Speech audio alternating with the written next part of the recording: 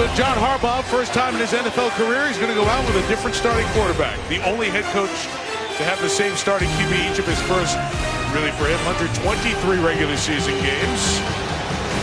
Until tonight, game 123 is tonight. Joe Flacco is out. Matt Schaub is in. And we will see him first as the Browns won the toss, defer the option. So the ball belongs to Baltimore to start. Given the time of year, final night in November, we lucked out with the weather. Overcast, 44 degrees. Looks like we'll finish before the rain comes after midnight. Travis Coons kicks. And the Ravens start on the return across the 20-yard line to the 25 for Kaling Clay. And they'll push him back. And the Ravens will take over just on the other side of the 20. Will bring out Matt Schaub. Way back when he was Michael Vick's backup in Atlanta. Finally got his opportunity to be a starter with Houston. Did get them to the playoffs, made the Pro Bowl a couple of times, won a Pro Bowl MVP. Then it all went south for him, John. He started throwing pick sixes. He was in Oakland last year, and now first time in a year that he gets a chance to throw a pass in an NFL regular season game. Got a full week of reps. He needs a completion early to get him going. Official start at the 25, and he throws on first down to Crockett Gilmore. The tight end gains just over 6 yards, 31-yard line. Gilmore is one of the familiar guys to handle it. Left side of the offensive line, a lot of changes. Eugene Monroe out, Colecchio Semele out. They're the left guard and the left tackle, so changes up front. In terms of handling the ball, Max Williams, the rookie tight end, will join Gilmore. The rookie Buck Allen, John mentioned. Kyle Juszczyk, the fullback, used a lot in the passing game. Officially a gain of 6 for Gilmore, and here is Allen running for the first down to the 37-yard line. Let's go, baby, let's go. Allen is interesting, Mike. He's a rookie out of USC, 4th-round draft choice. He's going to be the bell cow now with Forsett out for the year. He can catch it, he can run it. He's got to do a better job picking up the blitzes, but I expect Baltimore to pound the ball at this Cleveland defense. They have been horrible against the run. Lester. They're bad last year against the run. They're bad this year. They are last in the league in run defense, this Browns unit. From the 37, it'll be a shot. First down throw, complete. Kamar Aiken with the gain right at the 45-yard line. I like what they're doing with Schaub. Run a bootleg on first down, and then a little quick out. 3-step throw. Schaub is underneath the center. He's just going to take a 3-step drop. Uncontested quick out. Justin Gilbert at corner number 21 at the top of your screen will be targeted repeatedly tonight. Schaub had to hang in there one more second with the center Urschel for the snap. And no gain there as Craig Robertson, who started the last 3 games, comes over and makes the stop. Let's introduce you to the rest of that Browns defense. They have Randy Starks up front tonight. We'll watch Danny Shelton, first rounder from this past season, closely. Paul Kruger was a Raven, now his 3rd year with the Browns. And in the secondary, John gave you a little hint on 21, Justin Gilbert. He was the 8th overall pick in last year's draft. He's only played 30 snaps of defense this year. He's been a kick returner. Now the rest of this year, find out if he can play. 3rd and 2. Schaub's throw is incomplete, intended for Allen. It was Dante Whitner, the veteran, on coverage. So after 1 first down, Baltimore will punt it away. There's Dante Whitner, local boy, Glenville High School. This kid can play. He wasn't fooled at all by the bootleg. You're going to see Baltimore try to slide the tail back into the flat with a little jet sweep. Whitner wasn't buying it. Good to see the ex-Ohio State Buckeye back in the lineup. He's had some concussion problems. This is quality on quality when Baltimore punts the ball. Teams are very good, special teams. Sam Cook, the punter's outstanding. A good return man for Cleveland, Travis Benjamin.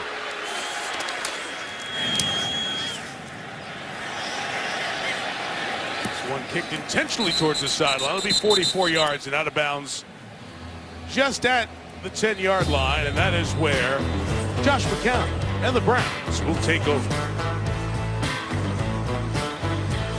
BN's Monday Night Football is brought to you by Navy Federal Credit Union, federally insured by NCUA. ClipMaster, the #1 professionally installed garage door opener. And Verizon, better matters. Thanks to Cuyahoga River for over a century, they have been producing steel. ArcelorMittal continues that tradition. 1,900 hard-working men and women. Good job done there. Browns fans settling in. We'll see their offense take the field. With the drive starting at their own 11, and Josh McCown back as the starting quarterback. Started the opener, was injured. Started the next 6 games. Inactive the last 2 with a rib injury. And returns because of the Manziel issues tonight. McCown incomplete across the middle on the pass intended for Gary Barnidge. He shredded the Ravens for a lot of passing yards in the Browns overtime win earlier this season. He's bounced around, starting for 5 different teams. Those season numbers highlighted by the performance, a Browns franchise record in Week 5. Got to keep an eye on those ribs. He has been beat up. He's fumbled 9 times, been sacked a lot. They've been very one-dimensional, Mike. They have to run the football. Hey. The rookie 3rd-round pick out of Miami, Duke Johnson, is the back. And he will gain almost 4 yards to the 15-yard line. This group is supposed to be good up front. We got to see them play better over the last 6 games of the season. Joe Thomas, the Pro Bowl stalwart. Cameron Irving, the 1st-round pick out of Florida State, starts at guard tonight. Handling the ball, Barnidge, outstanding season with 7 touchdown catches. Johnson and Crowell share the running back duty. Benjamin, Hartline, and Moore, the 3 receivers you'll see, as Taylor Gabriel and Andrew Hawkins are both out tonight with injury. Rigging it's an A1. It is 3rd down and 6. The Ravens bring 4. McCown will run for it and get the 1st down out of the 24-yard line. McCown can do, Mike. He's a very good athlete. Nice job by Mitchell Schwartz on the right side, one-on-one against Elvis Dumerville. Gives McCown an opportunity to push up in the pocket. Nobody's open. He's decisive. Just want to see McCown take care of himself when he goes down. He's been hit a lot. Schwartz, veteran right tackle, gets it done. Nice work.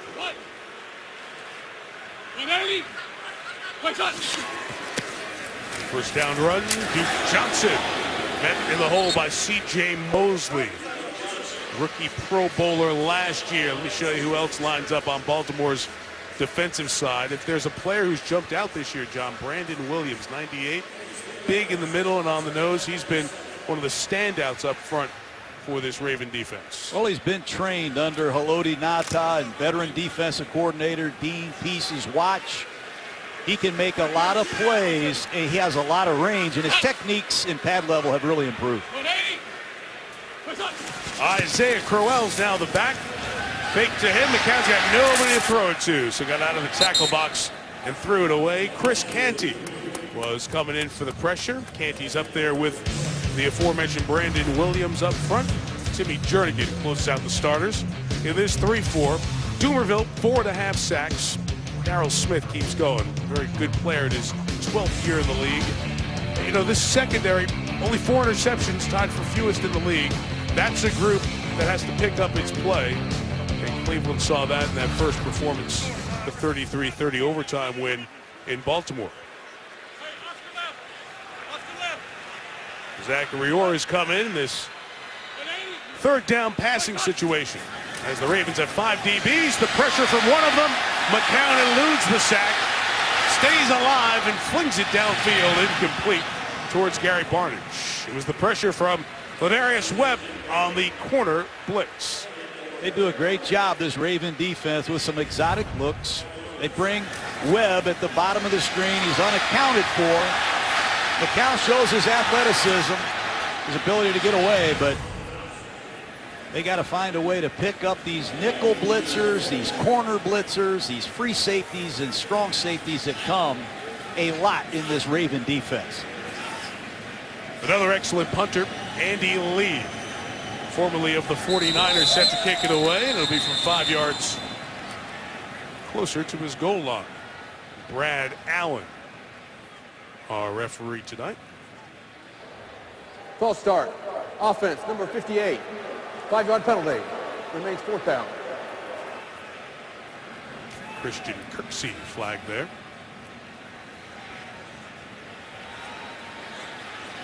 Chris Tabor is the special teams coach. I was talking to him before the game. So many players exchange on the rosters. It becomes tough in special teams later in the year, and this group has maintained good solid ranking for Cleveland in all these special teams areas. See if that holds up tonight. Lee with a rocket shot. Big kick, 60 yards, sends Clay back to his own 19. And the rookie out of Utah, Kalen Clay, past Barnage, down the sideline, punter to beat, and Kalen Clay will score. That's why he was an All-America at Utah. Drafted by the Tampa Bay Buccaneers and released, and Ozzie Newsome saw something that he liked in this kid. That's why he brought him to Baltimore. And there's John Harbaugh, ex-special teams coach. Right down the numbers. He bounces it back toward the sideline, and he accelerates. Not a lot of wasted motion in Kalen Clay.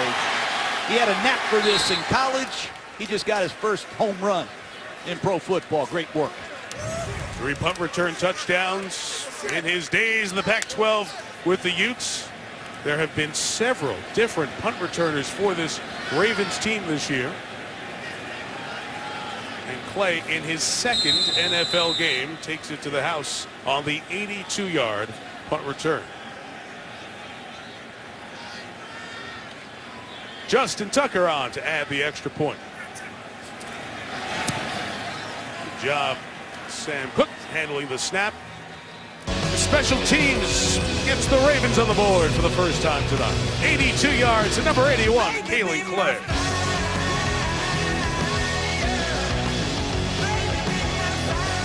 Kalen Clay wondered what would this season be like coming to the NFL as a 6th-round pick on Tampa's practice squad for a week. Spent about 7 weeks on Detroit's practice squad. Ravens signed him, plays in his second game with the Ravens and in the NFL, and he brings one back on Monday Night Football. An 82-yard touchdown return to open the scoring tonight. Justin Tucker has been outstanding with touchbacks this year. Matter of fact, Baltimore's only allowed 3 kickoff returns. John? Defensive coordinator Dean Pease blitzes a lot of defensive backs. Free safety blitz, Mike. I call it the Fox. Somebody better be alert for these Fox blitzes tonight. And when they bring the nickel corner, I call it the nail. Nobody brings more secondary blitzes than Dean Pease of the Baltimore Ravens. You got to keep an eye on these free safeties, the strong safeties, the nickel corners, and the corners to the short side of the field, or they'll ruin your night. So it's all the first letter. Free safety is Fox, nickel, nail, and Stinger. Safety, strong safety. You got it. Good. Cat corner. That's exactly right. Quick learn. McCown passes to Benjamin. That's complete. For about 1.5 yards. Ladarius Webb there on the tackle. Well, Travis Benjamin's had a career year. He's in a contract year. He's done an excellent job as a down-the-field receiver, over 700 yards receiving. He's averaging 12.5 as a punt returner. He's been the #1 big play threat in this Browns offense. And he hurt the Ravens the last time they played. Let's see if Jimmy Smith, the veteran right corner of the Ravens, can shut him down.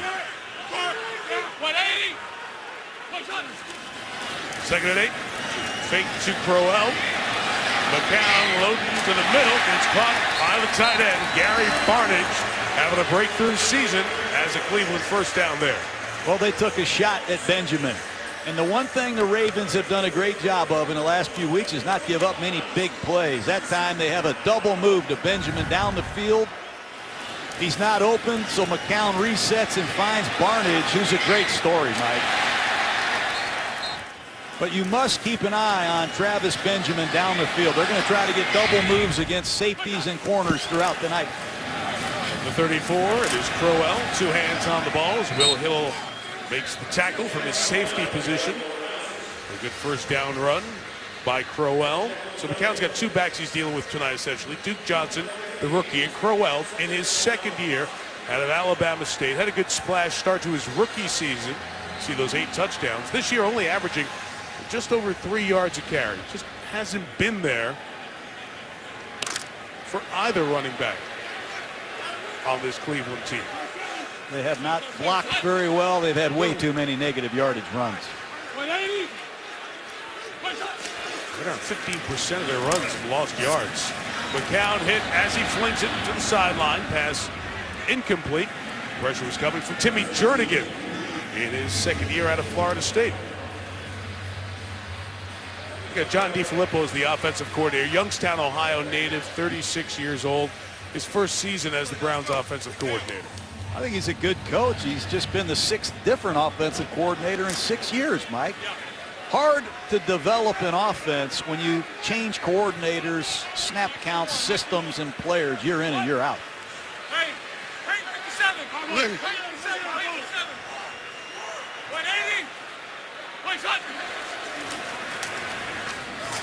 3rd and 6, McCown, incomplete. No blitz came that time. It dropped to the coverage. Coverage was good. Treese Wright back there. And Mike Pettine's offense will come off the field. Well, it's very good coverage because Dwayne Bowe hasn't been open since he's been here. The ex-Kansas City Chief with only 3 catches. No separation, no chance in this league. Really, Bowe's only active in playing because of the injuries to Gabriel and Hawkins that we mentioned a moment ago. So one more time, Lee will punt.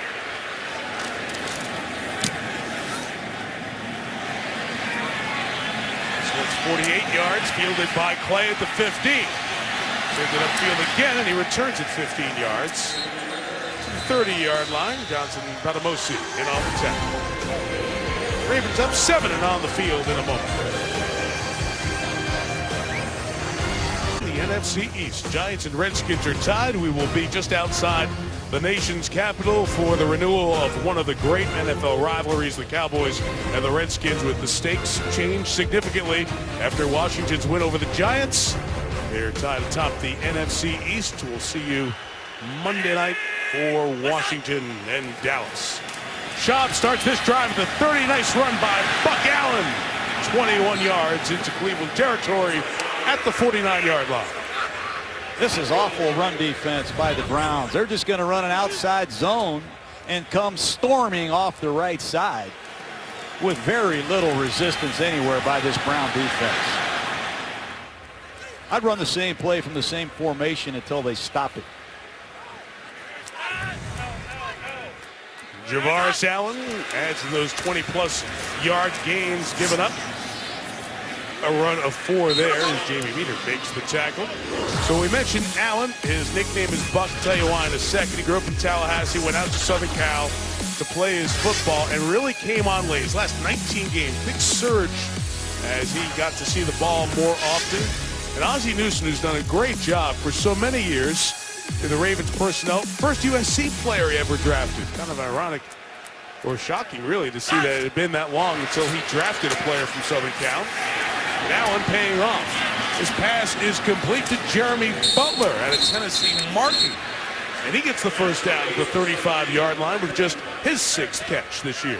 You see Matt Schaub just give Allen a high five. Watch this blitz pickup, Mike. This is what I wanted to see. I know he can run the football. I know he can catch it. But when you see him stuff a blitzer and allow your quarterback to find his one-on-one, that's impressive for any rookie halfback.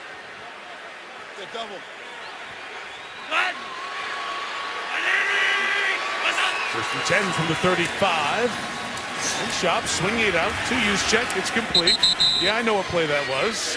Spider 2 wide banana for a gain of 3 yards. My good friend Mark Trestman, the offensive coordinator of the Ravens. He does a lot with this Ravens system. They have a 2-back set. He has a single-back set. You'll see no-back offense. You might even see some no-huddle. But they have kept the Gary Kubiak zone stretch running game. They've had some injuries up front. They've had injuries everywhere, but they would love to run the ball repeatedly at the Browns. 2nd and 7. Allen's going to run to the right and only gain a yard. So we mentioned Buck Allen is the name he went by at USC. His first name, given name, is Javaris. In high school, there was a guy named Jabaris on his team. So he was the younger one. This guy, Allen, Javaris here. So he was the young Buck. Plus he became Buck Allen. The name stuck. It's gone on. It's a heck of a lot easier to say than Javaris. So the Buck Allen it is. I appreciate your research, Mike. 3rd and 6. And the Browns put on some pressure here. They rush 4. Schaub delivers high and incomplete as that pressure was bearing down on him. That's Mike Pettine, the ex-defensive coordinator for Rex Ryan. And you see the roots that he brought with him to Cleveland. It's an overload blitz coming off your left side. The Ravens are 1 short. And Schaub has to get rid of it under duress. Nice work by the Browns sub-packing, blitzing. Justin Tucker's numbers don't look great in total because he's missed so many kicks. 5 misses, 50 yards or more. This is a 49-yard attempt and just sneaks inside the upright and is good. Punt return touchdown field goal here in this opening quarter, and Baltimore leads 10-0. Best parts of our journey on Monday Night Football this year, putting the lights on these top high school teams. Glenville High School here in Cleveland, outstanding. One of the 4 teams that John had a chance to spend some time with over this Thanksgiving weekend. A little chalk talk with those teams. That's Ted Ginn Sr., the legendary head coach at Glenville. They lost their playoff game last week, and their season came to an end. But, man, if they turned out some good folks. The alums they've turned out, Dante Whitner, Teddy Ginn Jr., Cardale Jones over at Ohio State now, Troy Smith, former Raven, 6 players on current NFL rosters. The Glenville kids are here at the game tonight enjoying. As that kick by Tucker scrambles through the back of the end zone, and it is another touchback. Important to us, Jimmy V Week begins this Wednesday on ESPN, raising funds and awareness for cancer research. For more information, you can go to espn.com/Jimmy V Week. Appreciate your support. Back here in Cleveland, Mike Tirico, John Gruden, Lisa Salters. Ravens trying to get win 4 on the season. Browns have lost 5 in a row. They've lost 5 games this year by 14 or more. In a double-digit hole again is the pass is complete to the sideline to Benjamin. And Travis Benjamin will pick up the first down, get him to 50 catches on the year. They like to bring Benjamin in these close splits, and he gets his width and depth as he releases, but they better protect better than they are right now because McCown continues to take a beating. That time it was Lawrence Guy who's been a good inside rusher for the Ravens. It started from week 1 with McCown putting himself in harm's way. Crowell to the left. Will be only about a yard. Brent Urban playing his first game as a Raven made the tackle. And some of the hits Josh McCown has taken, Mike, have taken their toll. He's missed a couple hots in the passing game. The protection has broken down. He has been punished. Shoulder problems, rib problems, been out of the lineup when he has scrambled. He's taken some incredible hits. And that's why Johnny Manziel better be alert down on the sideline because you can't survive at this position taking those kind of hits. 2nd and 9. There's a pocket there. Nobody open downfield. He throws complete to Brian Hartline, the Ohio native who's come back to his home state after his first 6 years in Miami. A gain of 10 and a Cleveland first down. There's one thing you got to admire about McCown. He is tough. Watch him keep the ball in a throwing position. Keeps his eyes downfield, delivers a perfect pass to Hartline. They give the Browns a first down. Let's see if they take a shot.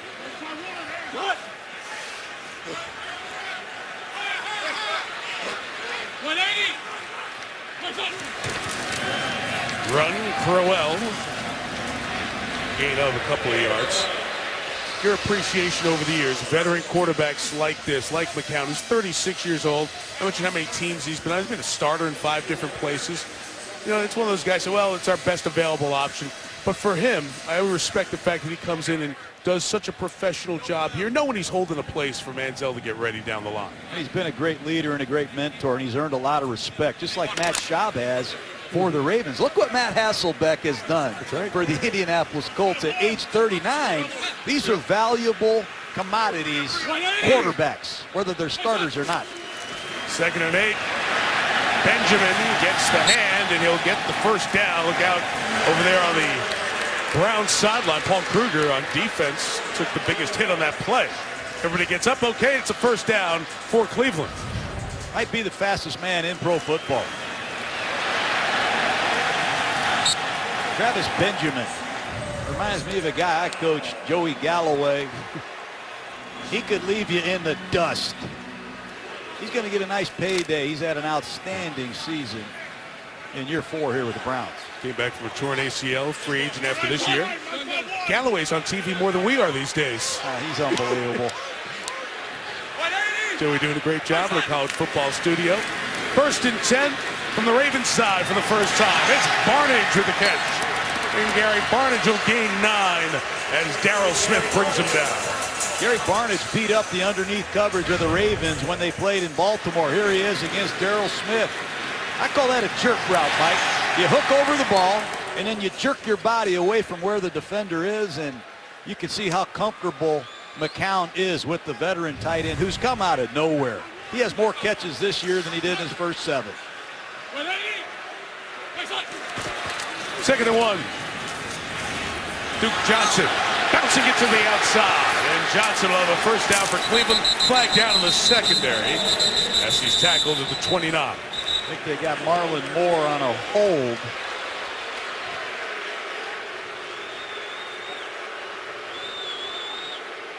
Boy. Holding. Offense, number 15. 10-yard penalty. 2nd down. That is Moore, the receiver's mostly a special teamer, but in tonight because of the other injuries. I thought he pulled off. That's not holding. I don't understand some of these penalties I'm seeing. Is Jerry here tonight? Jerry Austin is here. He's actually 4 feet from you. How can you call holding on that?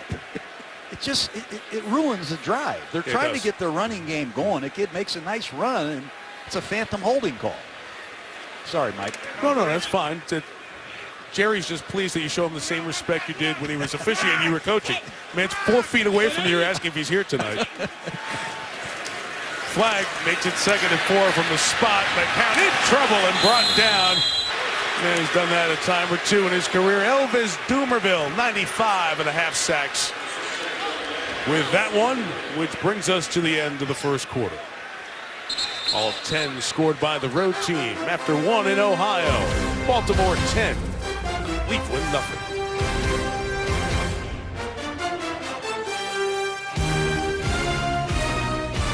10-0, starting the second quarter. John, these are big-time players in the Ravens' plans this year, and because they're absent, big part of the reason this team's 3-7 coming into tonight. This is tough, Mike. These are your leaders. These are your tone setters. It's hard on the head coach to walk in and see the team without these 4 men sitting there. I just hope they all return healthy, and you got to credit the Ravens for continuing to play hard through this adversity. Top sack man here in Suggs, the quarterback who's been there every start that John Harbaugh has been the head coach, 7.5 years. Steve Smith, the leading receiver, and Justin Forsett, their top running back. Forsett and Flacco injured last week in the victory over St. Louis. The sack by Dumervil, whose numbers are down because in part of the absence of Suggs, makes it 3rd and 10. Josh McCown's 5 rushing and will throw underneath. Complete. Barnidge can't get there. He's going to get all of those yards, and he's slung across the body of Will Hill. What's Mike Pettin going to do? Your team's 2-8. You're down 10-0, and it's 4th and a yard. I think he's going to go for it. Got to keep an eye on McCown and the bootlegs in these situations. Offensive coordinator John DeFilippo, he loves bootlegs in 3rd and 4th down in short situations. Timeout taken by the Baltimore sideline. 39 seconds into this second quarter. Baltimore, their first. I mentioned Mike Pettin, 49 years old. Got this job after all the time with Rex Ryan as the defensive coordinator. You go back to 2002, he was coaching in high school. His dad, a legendary high school coach in Pennsylvania, and got this opportunity to be a head coach. And the Browns looked like they may have been making progress last year, John, when they started 7-4. But since then, it's been a free fall. They lost their last 5 last year, and it's 2-8 to start this season. A lot of reasons for that, Mike. Offensively, they lost their offensive line coach after the first week of the season. They've had injuries themselves, and they can't settle on a quarterback. Tough to win in this league. Short.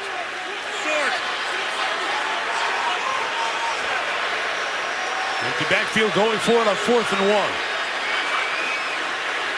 It's a 3-man rush underneath. Barnidge the catch. Much more than the 1. First down and a gain of 17. This Barnidge, this is a 3-man rush. The Ravens should defend this pattern. But Josh McCown threw a bullet in a tight window. He gets the inside release against Courtney Upshaw before Darrell Smith can get there. Barnidge is off and running. What a beautiful tight window throw by McCown. And Barnidge, a good north-south finisher. Barnidge is 30. I had him back in his college days at Louisville, part of a very prolific passing offense, but really got labeled as a blocker here in the NFL until this year. From the 20, Benjamin using the speed on the edge. Nice drive here by Cleveland down to the 12-yard line. It started back at their own 20. The Browns don't have big receivers. Benjamin is a small receiver, so instead of asking him to block on these running plays, they have him run these quick screens. And if the box is loaded, McCown just picks up the ball and throws it out there. And when you have speed like Benjamin, you must find ways to get him the ball. Let's see if Cleveland can finish a drive. They have had a hard time in these tight red zone situations.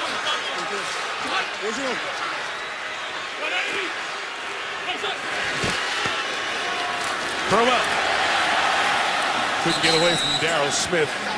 Gain of only a yard. Well, this guy was a good tackler back with Jacksonville for many years. Came here as a free agent. He's continued that prowess. Well, nothing fools him. The back block's going to come from offside to formation. He sees what he needs to see, and he can make one-on-one tackles with the best of them. Hard to believe Jacksonville would let a player like that out of there. He tackles 3 times in his 9 years with the Jags.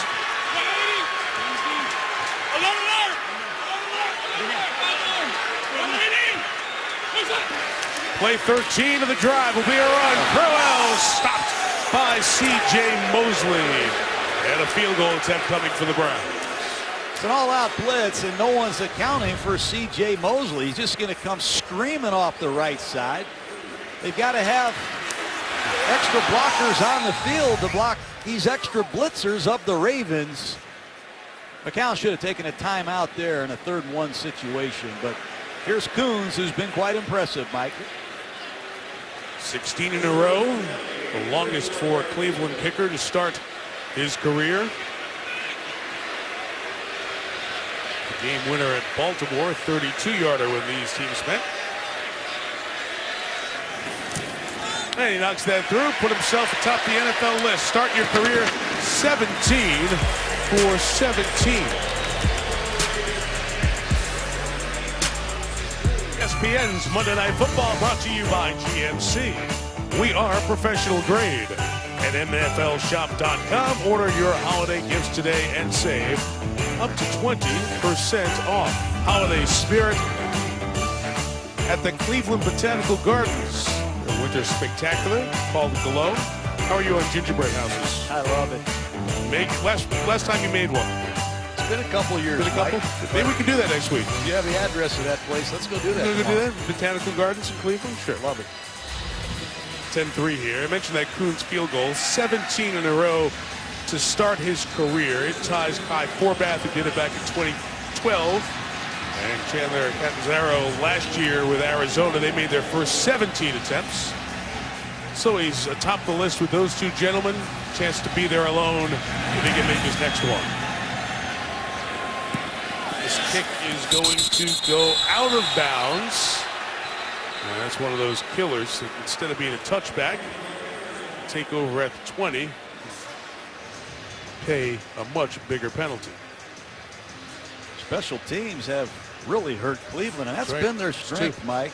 Punt return for a touchdown. Now you let a backup quarterback get the ball to 40. That makes coaches very unhappy. The receiving team will take the ball at the 40-yard line. First down. That's the first kick that Coons has put out of bounds on a kickoff this year. So double the penalty, and Matt Schaub will take over at his own 40-yard line. It's the best start for either team tonight.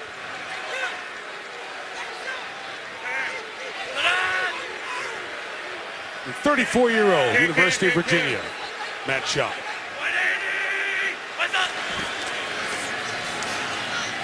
They go up top, looking deep.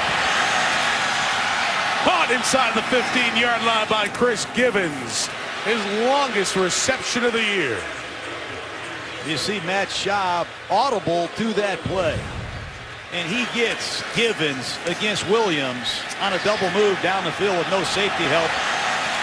This Cleveland secondary has been punished the last few weeks. Williams, the ex-Green Bay Packer, with no help, beaten badly. 48 yards.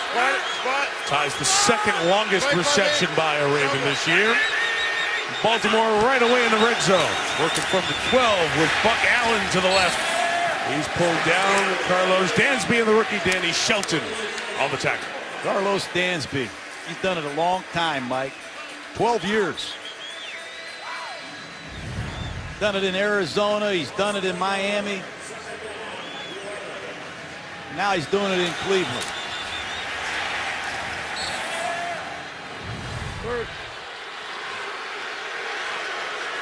His second year at the Browns, over 40 sacks, trying to close in on that 40-20 club if he can get a couple more picks. Second and 11 out of the backfield. Allen with the catch, split the tackles, and scores the touchdown. Horrific tackling by the Browns, and Buck Allen's in the end zone for the first time. Well, Dansby and Kirksey just have to wrap up. I call this a burst route. He's going to come right out of the backfield, burst across the formation against his zone defense. Head down, eyes closed. I don't know what happened here. This is inexcusable. Two veteran linebacker defenders whip. How about Buck Allen, Mike? He's been impressive. It was quick. Took less than 90 seconds for the Ravens to go down the field. One big play and some shoddy tackling on the 13-yard touchdown reception for Allen. Tucker adds the extra point. Browns fans displeased. First time in his NFL career. Buck Allen in the end zone. 17-3 Baltimore. Was the 131st career touchdown for Matt Schaub. It has to feel good because, John, it's been a year since he's been in a regular season game, and it's very nice to get off to a start like this for him. Absolutely. He's been to 2 Pro Bowls, Mike. People forget he won 15 out of 16 at one point as the quarterback of the Texans. He's their all-time leading passer. He had a lot of adversity at the end of 13, but I like to see him come back. He's one of the good guys. Rare kickoff return against the Ravens. Just the 4th they've allowed all year. Justin Gilbert gets to the 30-yard line and comes out of bounds. Gilbert was trying to reprove himself as a corner in this league. He did not have a very good rookie season. Top 10 pick. Has been used mostly in this role as a kickoff return man. The Browns need some life on offense. They need to make a play.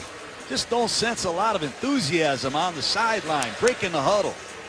They need a score to get the crowd in the game, to get some confidence back. They have really struggled in recent weeks. Cleveland coming off the bye. We mentioned they have lost their last 5. They lost 31-10 at Cincinnati and then lost 30-9 at Pittsburgh. Both of those games started by Manziel. McCown was out with injuries. Right back in there. Throws complete underneath. Duke Johnson takes it to the Ravens side, and a first down gain of 21. I think he's the most exciting offensive player outside of Benjamin that I've seen. They motion him out here to get him one-on-one with C.J. Mosley, and he beats him badly with this quick slant route to the inside. Duke Johnson, a prolific runner as a Miami Hurricane, had some injuries in training camp, really coming into his own, and Barnidge and Johnson can hurt the underneath coverage of the Ravens. Hey, listen. Hey, solid. 5 on that. 5 on. We're finished. Hey, here we go. Alpha, hut. First down from the 48. Deep drop McCown. Underneath throw, and Yang. It's Hartline. And he's got the first down at the 38-yard line. It's good pass protection by this offensive line of the Browns, and they've got a lot of investments up front. Joe Thomas at left tackle, Irving at left guard, both first-round picks. Mack, quality center. And if you give a veteran like McCown time to survey the field, he'll find somebody. 5-1. 180. Crowell tried to cut it back. No opportunity to do that. Zadarius Smith, rookie out of Kentucky, 4th-round pick, was there to shut him down. The Ravens are going to continue to pepper Cleveland with these perimeter blitzes. They're going to continue to force McCown to throw the football with his backup receivers. Cleveland has had no running game. They've been one-dimensional. And without Hawkins and Gabriel, they're going to force him to throw the ball at some point to Marlon Moore, some of these backup Cleveland Browns. 180. Place up. 2nd and 10, Dumerville coming in unblocked, but completed before he got hit.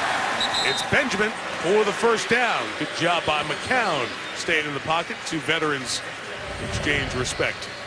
Just a slant route by Benjamin. And McCown did a great job getting rid of that ball in the nick of time, because Elvis Dumerville was looking for his 2nd sack of the night. It was a slow start. McCown's been perfect these last couple of drives. Last drive was 14 plays. It stalled and led to the Cougs field goal. From the 27, work to Hartline again, and will get pulled down by Webb on the right side. The flag is down, back by the quarterback.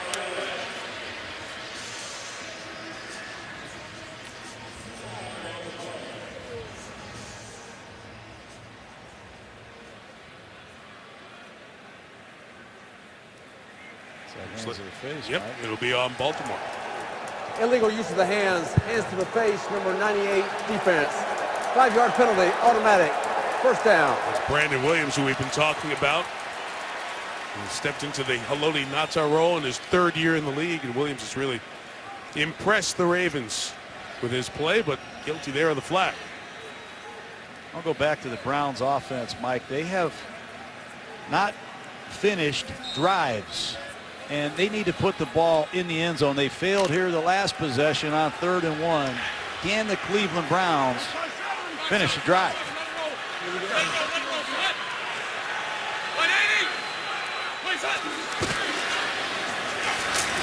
Isaiah Crowell runs to the right. Gain of only a yard. John, we had the Browns in the preseason. I'm surprised that their running game has given them nothing really this year to talk about. I am too. Now, Andy Moeller was their offensive line coach. He was released after the first week of the season. George DeLeon took over. So you lose your line coach. Their left guard, Bitonio, is out. They really don't have a true blocking tight end. I can't explain it, Mike. It has not been good. Players like Thomas and Mack. Mistake up top. They'll swing it out quickly to get it to Johnson. Made a man miss and got to the 14-yard line. Well, these shifts are driving Baltimore crazy. That time they shifted Duke Johnson out as a wide receiver, and Daryl Smith and C.J. Mosley are saying, you go cover him.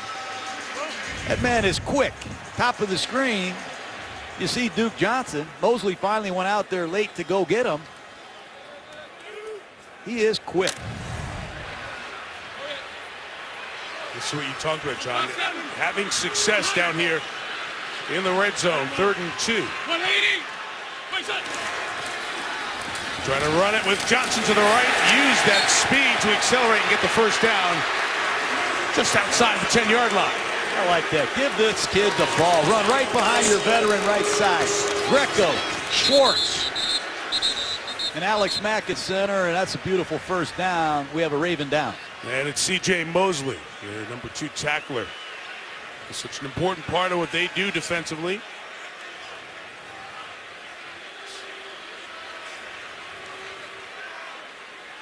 So as we get the injury timeout, athletic training staff looks at Mosley. T.J. Mosley bending down there. Athletic training staff still talking to him. He came off the field under his own power. They continued to look at that leg while we were in break. It is 1st and goal as the ball was marked exactly at the 10. For Josh McCown, who's hit his last 10 passes. Dumerville chasing him. McCown to Barnage. Incomplete with Will Hill there in coverage. Well, you see what Cleveland continues to do. They're trying to isolate their tight end, Barnage, and Duke Johnson against the underneath coverage of the Ravens. Here's Barnage one-on-one with Will Hill. And Hill's up to the challenge. Barnage had the circus catch, perhaps the highlight catch of the season until Odell Beckham's yesterday in Washington in the first meeting between these teams. Duke Johnson, the running back, on 2nd and goal. Here's McCown. Thought about running. Backs out of that one. It's an ad-lib play. And it's caught for the touchdown by Marlon Moore. His 3rd touchdown catch of his career. And he's been in the league a half-dozen seasons. That is not how the play was drawn up, but credit Josh McCown. Look like Johnny Football right here. He pushes up. He's going to reverse his field. And he keeps his poise and has a sense to find Marlon Moore, who did a great job working with his quarterback when he saw him in trouble. Moore got knocked down. He got up. He kept alive, and he scored a touchdown. That's unbelievable. Last NFL touchdown for Marlon Moore, October of 2012 when he was with the Dolphins. About 1 touchdown in 2010, that one in 2012, and this one here tonight. Travis Coons adds the extra point. It may not be the best football, but thus far it's been entertaining. Get up on that wheel, I'm rolling.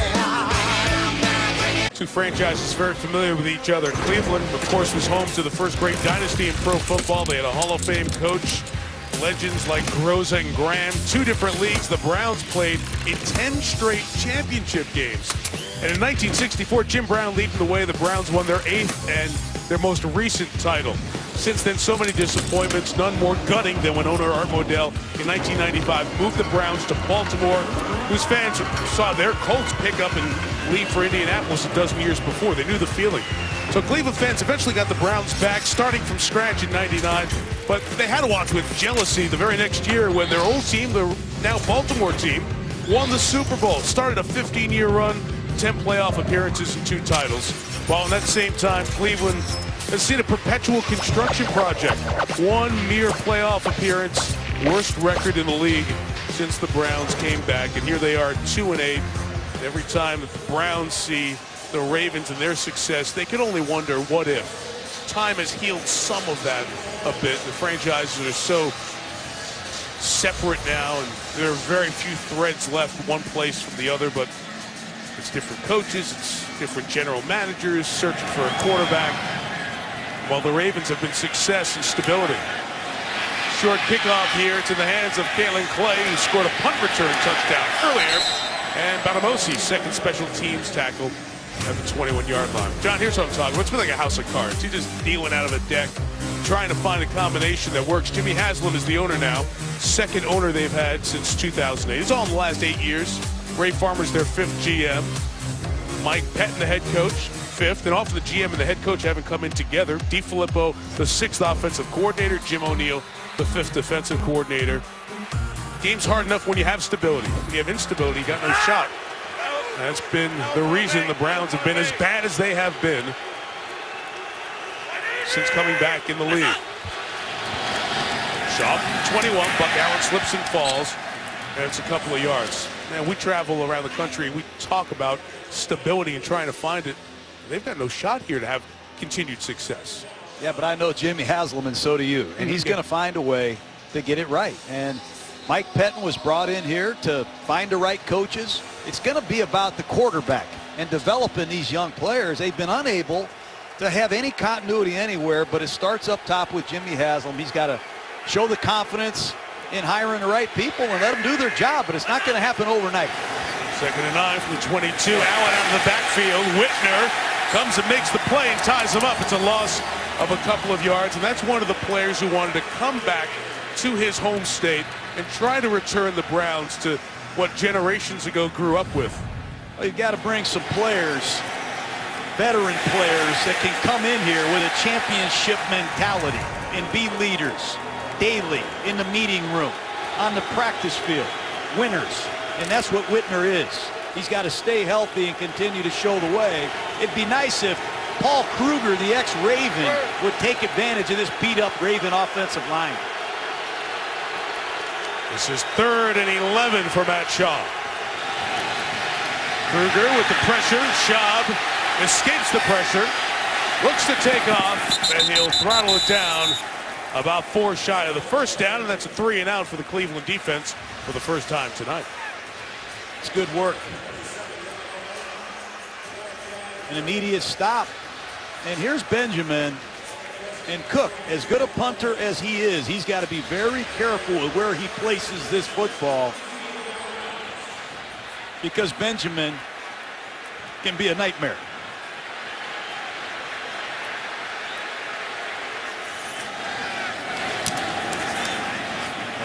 On this kick and towards the sideline as well. Tough to return.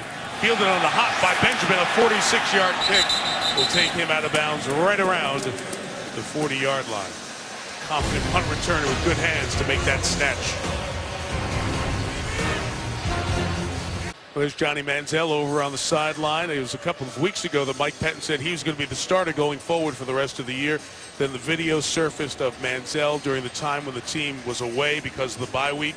And once that video surfaced, it was the decision by Pettine, the head coach, in consultation with everybody else in the hierarchy, to take the starting job away for now. And we'll see as we go forward when Manziel will get back on the field. And Josh McCown was put back in position going forward. Very simple in Pettine addressing it. Said Manziel violated the trust we put in him for the bye week. We expected him to handle it the right way. He didn't. So Manziel is dressed tonight. And watching McCown at work and throwing, completes a Hartline. And he's doing some good work too, Josh McCown. That pass complete for the first down at the 45-yard line. Back to Josh McCown. He is ripping the Ravens. 457 yards he threw for in Baltimore against the Ravens. He's on his way to another big night. Good protection. And he's seeing the field well. And when he's had to hold the ball, he's shown great poise in the pocket. He opened 2 of 7. He's 12 of 13 passing since we hit the 2-minute warning here in Northeast Ohio. Browns driving for a potential game-tying touchdown. We're closing in on the Toyota halftime with Chris Berman. It will include Boomer's final drive by Brock Osweiler and company last night. Russell Wilson in Seattle with a big 5-touchdown game as well. Messrs. Schefter and Mortensen will have the insider update, which will include the latest on Gronk and the Rob Gronkowski injury. Yet another injury for the Patriots to deal with.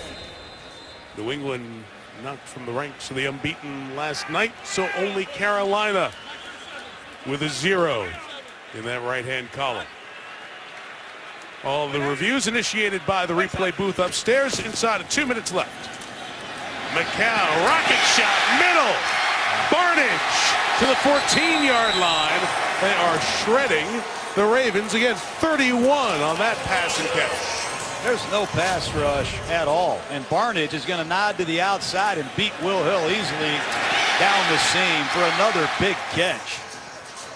Credit Josh McCown, but a huge assist to this offensive line. Defensive coordinator Dean Pease has got a blitz to get there. The only man that's had any pressure has been Elvis Dumervil. A couple of times Dumervil was unblocked when he came in. Cleveland gets the ball to start the second half, so they're trying to score at the end of the half and get it back. Here's 5 rushing. McCown slinging, incomplete. Sharice Wright knocks it away. How about Sharice Wright? He's been all over. Was with the 49ers, released. Then the next week he plays for this Ravens secondary. And again, it's Elvis Dumervil working against Schwartz at right tackle. He's been close. He's gotten there once. Browns got to be very careful with Elvis Dumervil in these passing situations. Got to keep an eye on Duke Johnson. Screens and out of the backfield routes against these underneath linebackers have been effective. Zachary Orr back in there for the Ravens. Here is Johnson on the draw. It's out 10. Tackle at 7. Kendrick Lewis came over from his defensive back spot. Johnson's quick. I don't know any Miami Hurricanes that had more rushing yardage than Duke Johnson, and that's saying something with Frank Gore, McGahee, and Clinton Portis. He's one of the most productive Hurricanes I've ever seen, and you got to like him if you're a Cleveland Brown fan. 3rd down, a long 3. They've been using this no-back formation to find Gary Barnidge at the bottom of the screen whenever possible. They move Barnidge in motion. McCown underneath Hartline. 1st down, timeout. Cleveland should be here. And it is with 19 seconds left. There's nowhere to find a pass rush. And you're used to seeing Pernell McPhee. You're used to seeing Nata, Suggs. The rush is not anywhere close, and it gives McCown plenty of time to get to his 2nd and 3rd receiver. And you see Courtney Upshaw, who got his 1st sack of his career last week. Dumervil needs some help.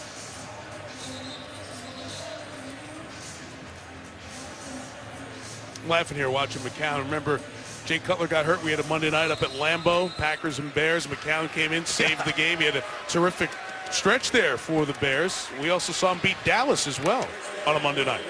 We've seen him a lot on Monday night, Mike. And keep an eye on Barnidge at the bottom of the screen. These jump ball isolation fades have put Barnidge on the map. He has 7 receiving touchdowns already. Now looks to the other side and throws incomplete in the middle as he was being hit by Chris Canty. The veteran's been around, Cowboys to the Giants, now his 3rd year as a Raven. 15 seconds left, 2 timeouts. You see Jimmy Smith talking to Barnidge. Barnidge wanted the football in that isolation situation. Let's see if they give him another opportunity. Barnidge has shown the knack. 91 games before this year. He caught 3 touchdowns. Got 7 this year. He's up in the stack there. That bunch to the right. And John Harbaugh ran down to give our guys a look. He's one of our timeouts. Ravens stop it.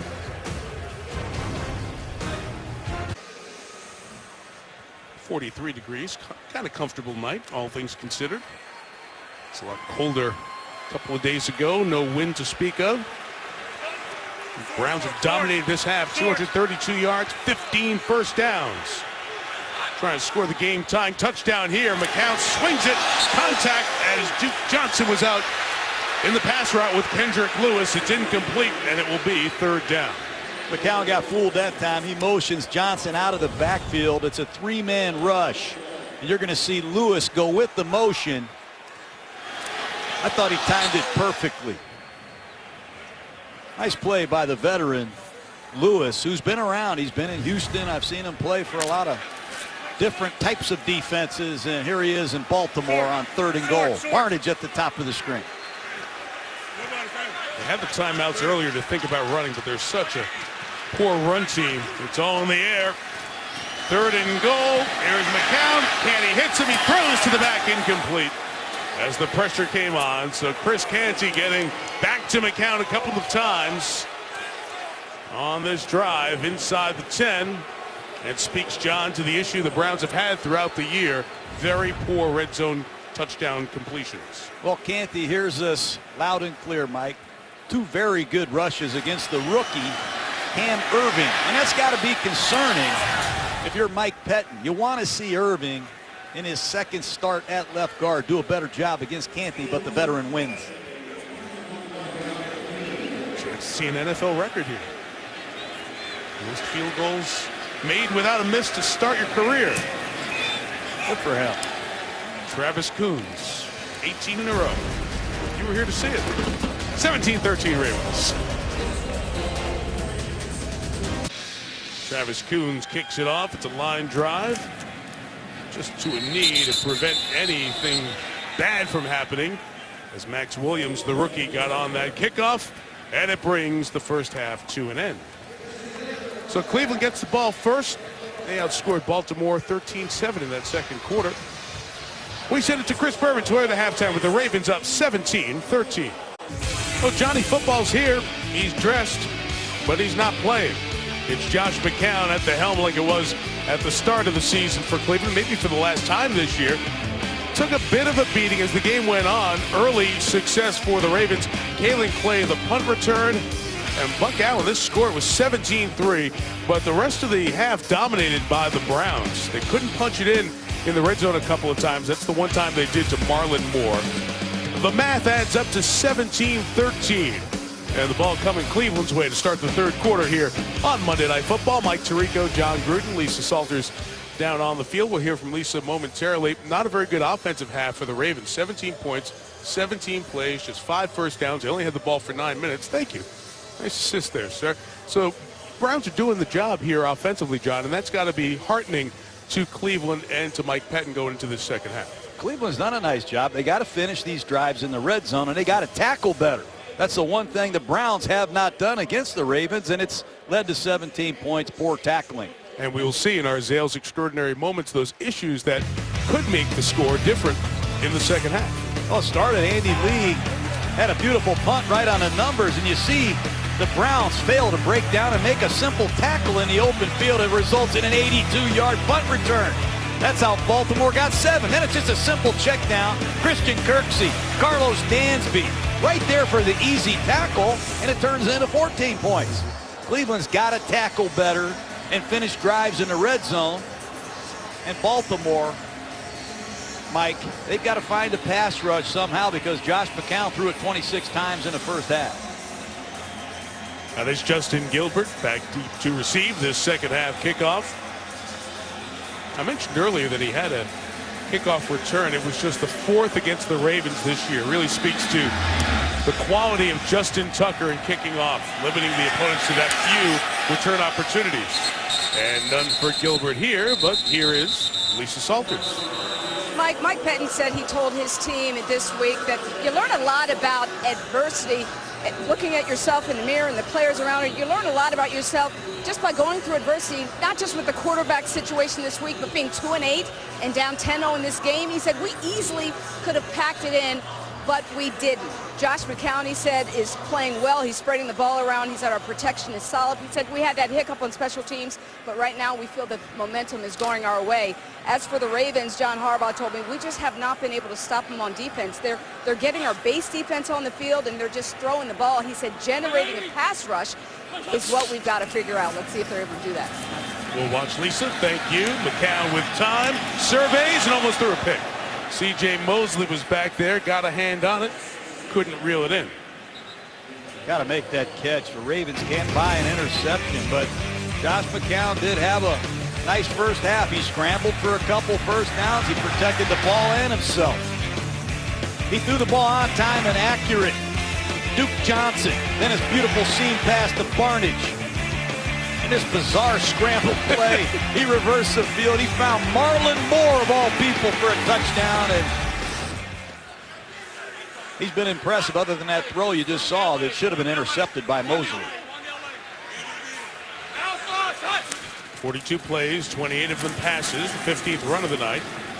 And finally whistled down on the carry was Duke Johnson. Timmy Jernigan made the tackle. Of course, the Ravens are going to be very sure of getting someone on the ground. Remember, our game in Arizona was the one where the Ravens thought they had a tackle.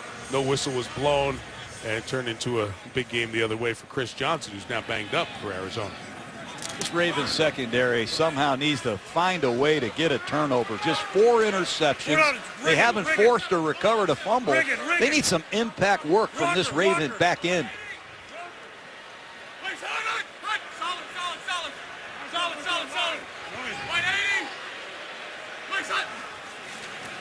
Third and 7, they rush only 3. McCown's got to find an open spot, an open man. Stopped short of the first down is Johnson. Mosley joins Hill on the 3-and-out stop for the Baltimore defense to start the second half.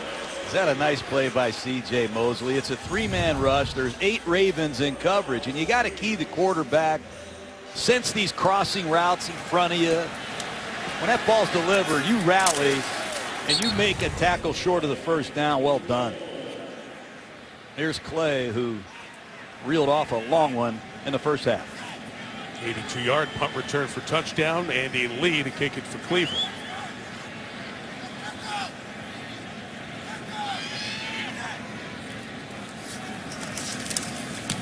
Rush up the middle. Lee just gets it away. It's to the sideline and will be marked somewhere shy of the 40-yard line. Marking officially at the 36. So the punt is 36. And Matt Schaub and the Ravens offense back on the field in a moment. ESPN's Monday Night Football is brought to you by Tom Clancy's Rainbow Six Siege. Siege the day in stores December 1st. Rated M for mature. Burger King. Now get 10 chicken nuggets only at BK. And ESPNFanshop.com, powered by Dick's Sporting Goods. It's Travis Haddix, music icon here in Cleveland. It's over at the Music Box Saturday.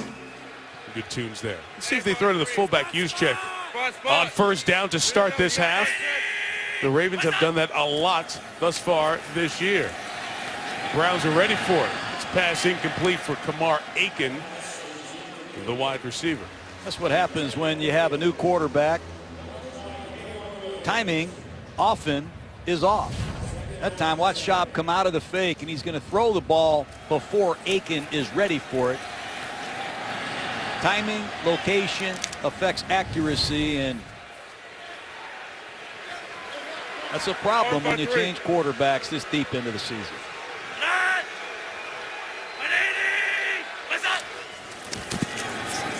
On 2nd and 10, Buck Allen on the run out of the tackle of Nate Orchard, but he stopped after gaining a couple of yards. Again, if you're just joining us, it's so odd to watch the Ravens and not see Joe Flacco. If you include the playoffs, and they've had so much playoff success.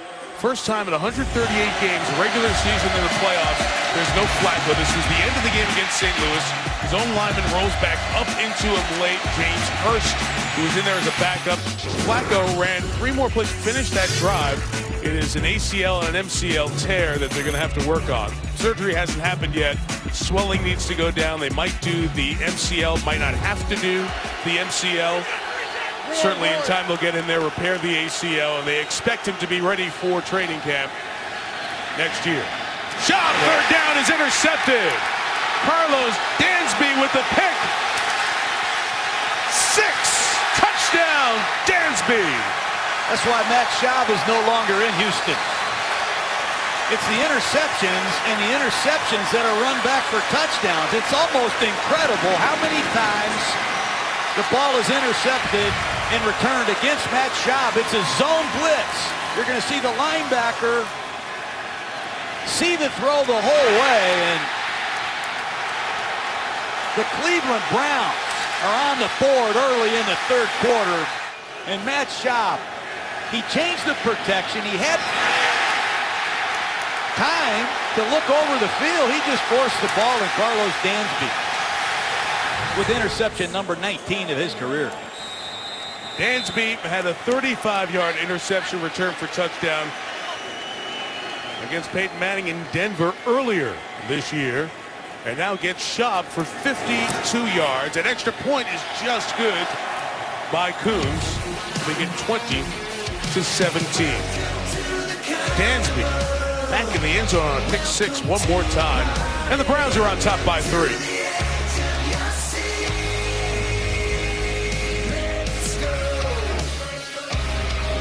Well, the reason it fell apart for Matt Schaub in Houston a couple of seasons ago were the pick sixes he threw in consecutive games starting against Tennessee back in September of 2013.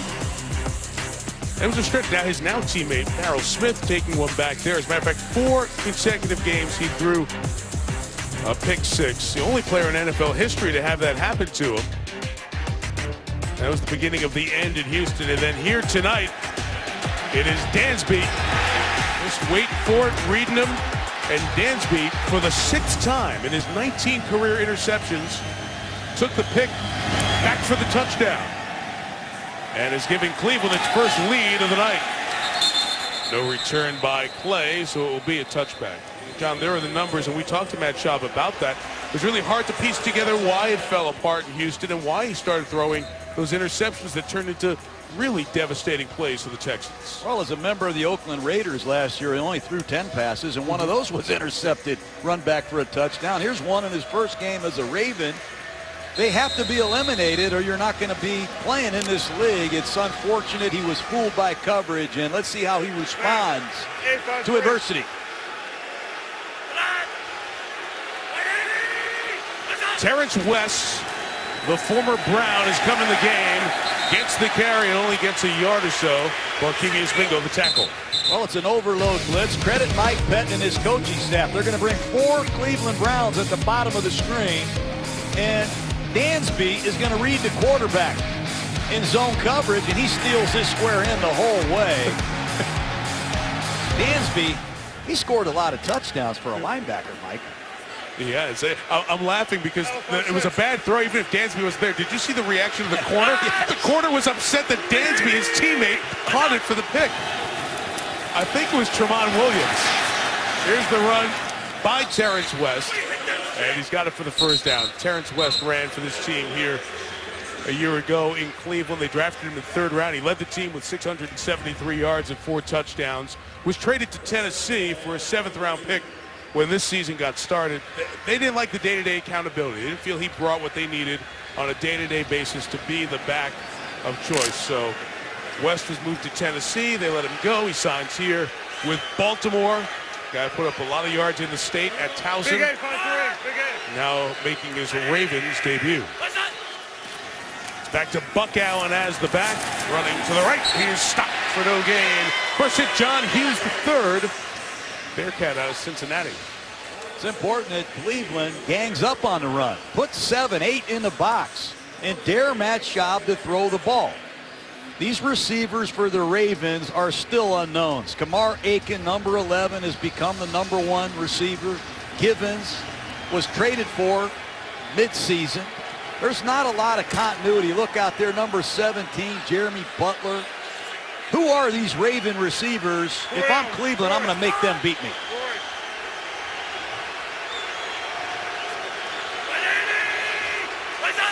Max Williams, the tight end, was the motion man.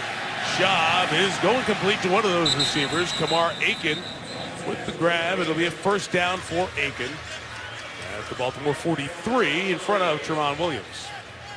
Tip your hat to Aiken. He's undrafted out of Central Florida. It's a timing square out. He beats Williams for the first down, and they were counting on another Central Florida receiver, Mike. Their 1st round draft choice, unable to play all season, and Aiken has taken advantage of his opportunities. Speak of Brashard Perryman, he's been out for the year. Schaub over the top, incomplete. Trying to get it to Nick Boyle, rookie out of Delaware, back after a foot injury. It is odd, John. We had these guys, the Ravens against Arizona, a very good Cardinal team. And you just look 2+ years removed from the Super Bowl victory over San Francisco when John Harbaugh beat his brother Jim. There was like nobody left, especially the guys handling the ball, receivers, running backs, quarterbacks. Daniel Brown is checked in, number 83, just activated from James Madison at wide receiver. He's making his NFL debut. This is a 2nd and 10 run. And Terrence West to the 40-yard line. It's a good solid run for West. It's got to feel good for him against his old team. Got to feel real good. He's just going to wind off the left side, and good blocking at the point of attack. And a good cutback run. Terrence West at Towson State ran for more yards than almost any back in history, Mike. They won the national championship. He's bounced around, and they like what they've seen from him in Baltimore. Eluded a tackle that would have meant a loss of yardage. Desmond Bryant couldn't bring him down, but West has stopped. Virtually no gain. Look out in that Cleveland huddle. They need to find their pass rush. You see Paul Kruger checking out of the game. That's uncommon. Kruger had 11 sacks last year. He's been awful quiet this year. They need to get something from Barkevious Mingo, number 51. He's the highest drafted Cleveland Brown they have here. You take what, 6th overall in the draft back in 2013. 2nd and 10 to Schaub. It'll be complete. And Jeremy Butler slides forward. Let's see where they're going to put that mark. Are they give him the yardage for the first down or not? It'll be a little short, I believe, Mike. And he's 3rd down and 1 situations. Mark Trestman uses a lot of different kinds of plays. Last week he ran a couple toss cracks, jet sweeps, quick screens. Let's see if he runs it right down their throat with this 2-back set. Juszczyk leading the way for West, not going to get there. And Craig Robertson is not going to get credit for the tackle, but Robertson's penetration, a big reason that the rest of the folks were able to get there. Jamie Meter, he's another ex-Baltimore Raven. Small college player from right here in Ashland. Clean on the backside, and he tackles West short of the first down. Here come the Ravens. They're going for it.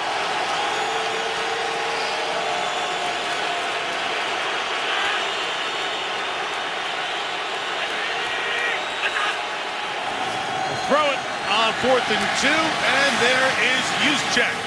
Stops on a dime, takes him forward inside the 20-yard line. I love a fullback.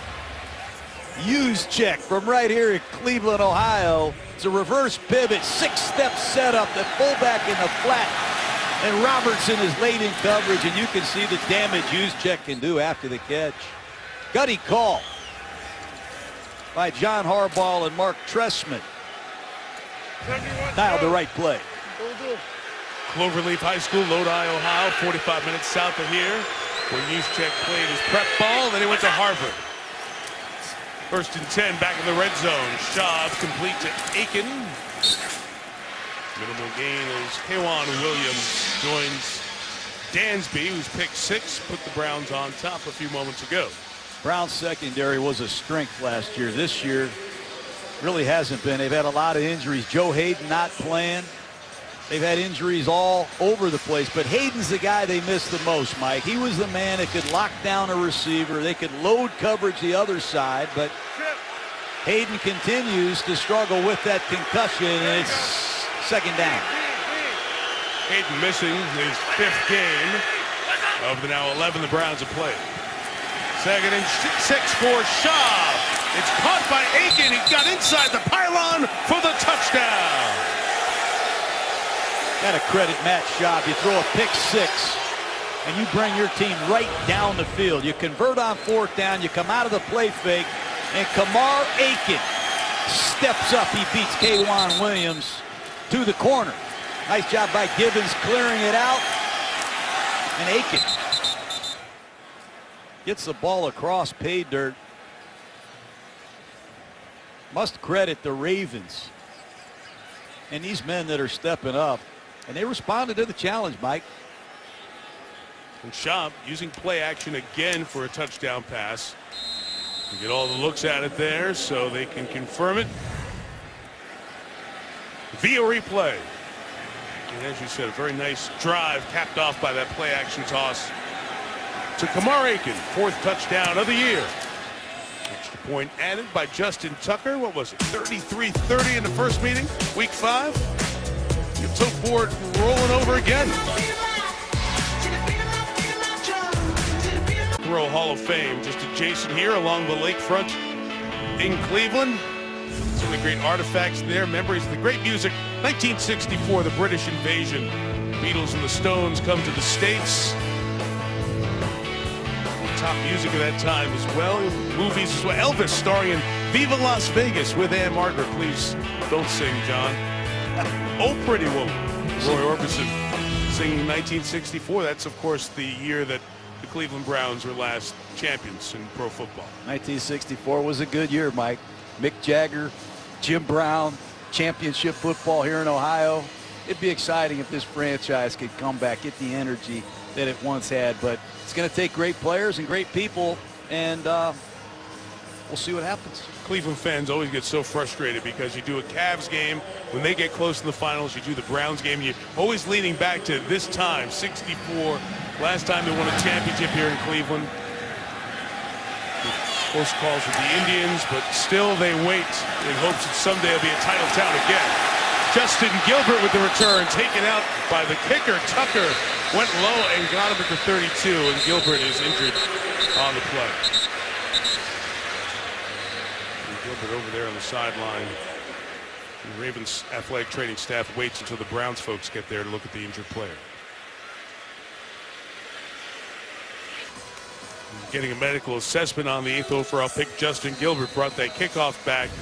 Justin Tucker taking him down there. Hits him on the knee, but watch the back of his head as that helmet with the whiplash comes crashing down to the sideline. So the unaffiliated neurotrauma consultant over there with the Browns medical staff assessing Gilbert.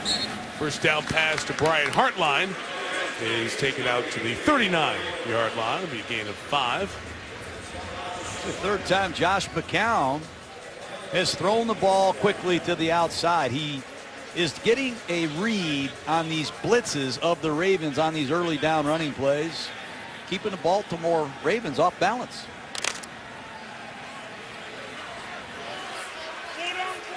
Two passes for every run. Cleveland's first 45 plays so far, 30 attempts,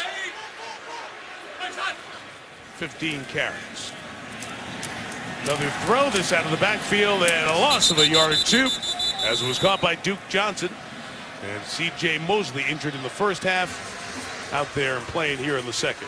C.J. Mosley got off to a slow start this year, but you can see him picking up his play. Does a nice job racing to the flat with help from Sharice Wright. But Mosley can hit you. Some confusion there among the linebacking corps. Gets sorted.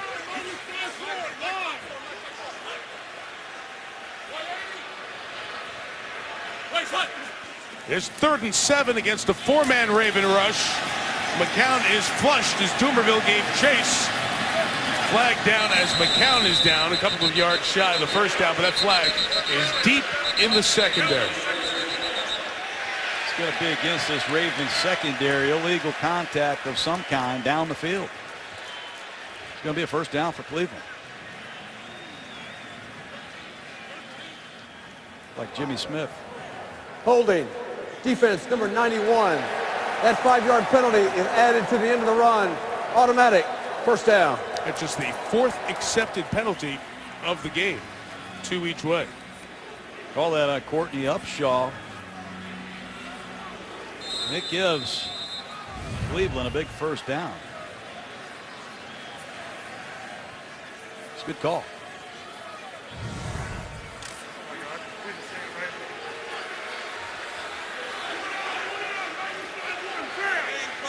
Got to stop Marlon Moore. He's caught a touchdown here today. And then it was held by Upshaw coming across the formation. So from the 46, McCown. Pocket compressed on him, and he couldn't get the pass out to his tight end, E.J. Bibbs. It was Timmy Jernigan and Brandon Williams turning the pocket into a phone booth. Brandon Williams can do that. You see Justin Gilbert going to the locker room to be evaluated. Gilbert just can't stay on the field, but the massive Brandon Williams coming into his own here in his 3rd year for this Raven defense.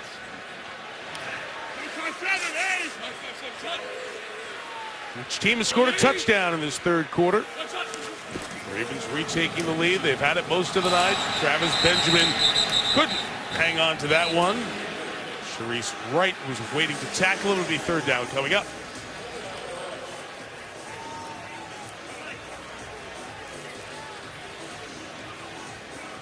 A lot of substitutions on this Raven defense.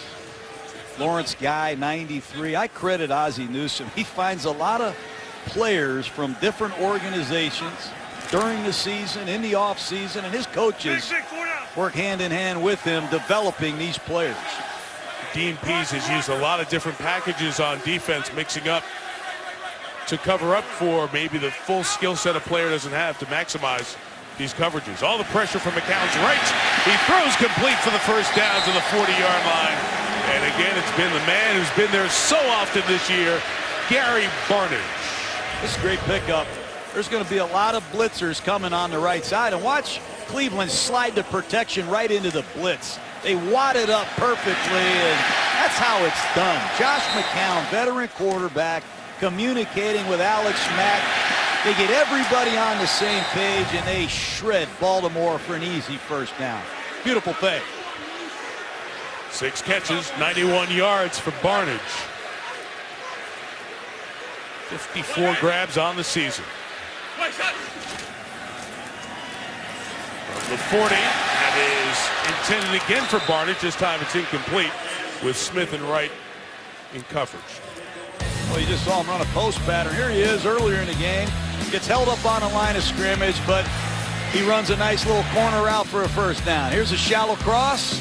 Man-to-man, you stay on the move. Zone coverage, you sit down. Nice work. He sticks it to the outside, back to the post. And then as an outside receiver, he runs a slant pattern. Doesn't pull that one in, but they throw the ball to Barnidge a lot in different formations. He can run a lot of different routes. Jordan Cameron was drafted. He thought he'd be the tight end for this team. Free agency moved on to Miami. That pass by McCown, incomplete. Sharice Wright, they keep throwing at him a lot. He was covering the intended receiver, Travis Benjamin. Boy, if the Ravens could just catch the football. You saw Mosley drop an interception on the 1st play of the 2nd half. Here's Sharice Wright, number 35, covering Benjamin with a chance to play this ball. 4 interceptions all year long. They've had at least 14 or 15 within their reach. Ravens turned over the Rams 4 times last week. That got them to 9 total turnovers in 10 games. All fumbles. In the victory over St. Louis. McCown going deep. Benjamin. A lot of contact. No flag. No catch. McCown is hurting. He took a big hit. Timmy Jernigan was the one who brought the pressure. He's already got those banged up ribs why he missed the last couple of games and Manziel was starting. Jernigan. Upshaw. Crush McCown. Fans were reacting as the big screen showed this. They're looking for the penalty on Wright. Good no call. Thank goodness. Andy Lee will try to pin the Ravens back inside their own 10. End over end comes tumbling down. And the wow, perfect. The last second decision to bail by Webb. He didn't want to catch that. Left blinker on, 39 yards. It'll go to the 1. Meantime, McCown, they're up there looking at his shoulder as he's injured. As Manziel warms up in front of him. Josh McCown back up and throwing, trying to work through the discomfort there and talk with the athletic training staff. Let's go back to the play where he gets hurt. Well, you see Cam Irving, the rookie left guard, really struggling in pass protection. Jernigan on a spin move. And Irving is on the ground, and Jernigan punishes McCown. And it's that second hit with Upshaw that throws him right all the way coming down on the shoulder, and that's where they had the arm up looking underneath the shoulder with the medical team on the sideline. Austin Davis, who we thought was going to be the backup quarterback coming in, was taking center snaps, and Manziel was just throwing the ball back to him. From the one, it is Schaub throwing out of his end zone over the head of Juszczyk and incomplete. And it will be second down. So Davis was the guy who they said would be the backup quarterback tonight, and he was the one taking snaps. There's Austin, number 7, with the helmet on. Manziel was just on the other side catching the passes, and he was standing right in front of McCown as the athletic training staff was looking at him.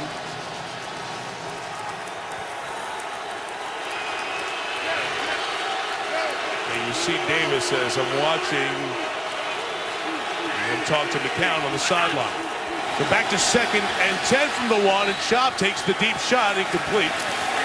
No chance down the sideline for Givens, Chris Givens. A 3rd down coming up. K'Waun Williams had the coverage for the Browns. K'Waun Williams, normally the nickel corner, has bumped out to left corner with Gilbert in the locker room. Undrafted. Has played well with all the injuries in this Browns secondary. He's one-on-one.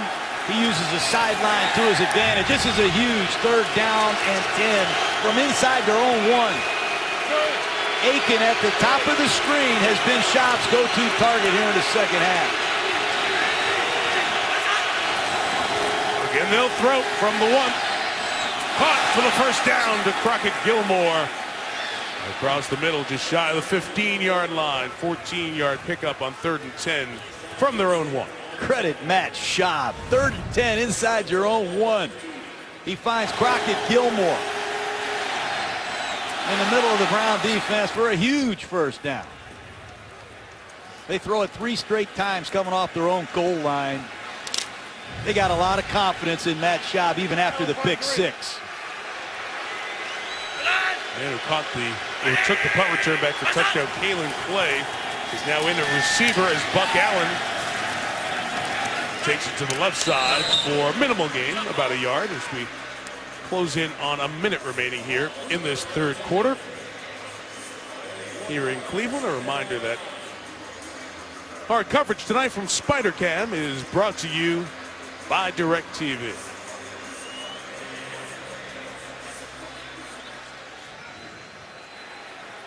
Get a good look at Matt Schaub in there leading that huddle. He talked to us last night about how it would be such a good feeling to get back out there. The preparation week felt like it was 2 years ago and he was a starter. He was finishing the play calls before Mark Trestman could get him into him during practice. Checking this down to Allen, made Orchard miss in the open field. Buck Allen put the shoulder down, and Donte Whitner threw him down. A couple of yards shy of the first down. So a little 3rd and 2 coming up. Nate Orchard has to make this tackle, Mike. Missed tackles killed him in the first half. Right side of your screen, number 44, Nate Orchard. Break down and make that tackle. Buck Allen doing a lot of damage after the catch and sets up Mark Trestman with another short yardage 3rd down situation. And he'll have the quarter break to think about what he wants to do on 3rd and 2. Each team scored 7 in the 3rd. Off we go to the 4th. The Ravens lead by 4. ESPN, celebrating the legacy of Monday Night Football. Jay Rothman, our producer, Chip Dean, our director, leading our great Monday night crew down in the trucks. Mike Tirico, John Gruden, Lisa Salters on the sideline.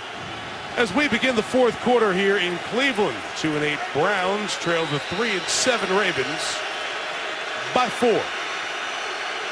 It is Matt Schaub, 3rd and 2. Nobody open, he'll take off and slide. He'll get hit awkwardly, and Schaub may be shaken up as he took that hit. The mark is going to be just shy of the first down there. Now, Jimmy Clausen was just signed this week. He would be the backup, by the way, for Baltimore if anything happens to Schaub, but it is 4th down.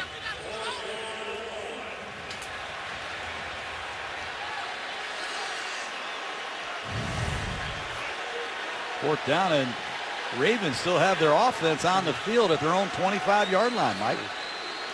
John Harbaugh's thinking of a challenge, timeout. What he's doing here as the play clock runs down.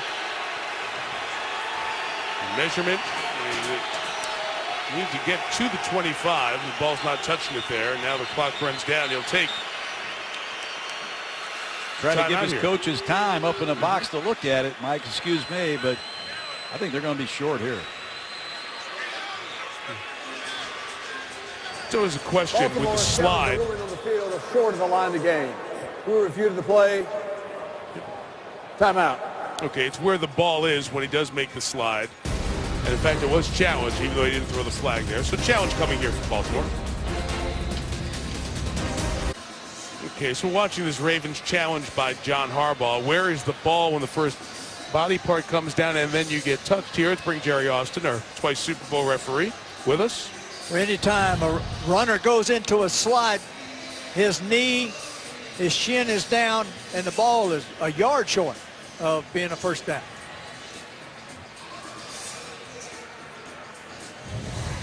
Even though it wasn't the prettiest slide, that would be considered slide. As he's going first with his legs, Brad Allen is our referee. In consultation with New York, here's what they came up with.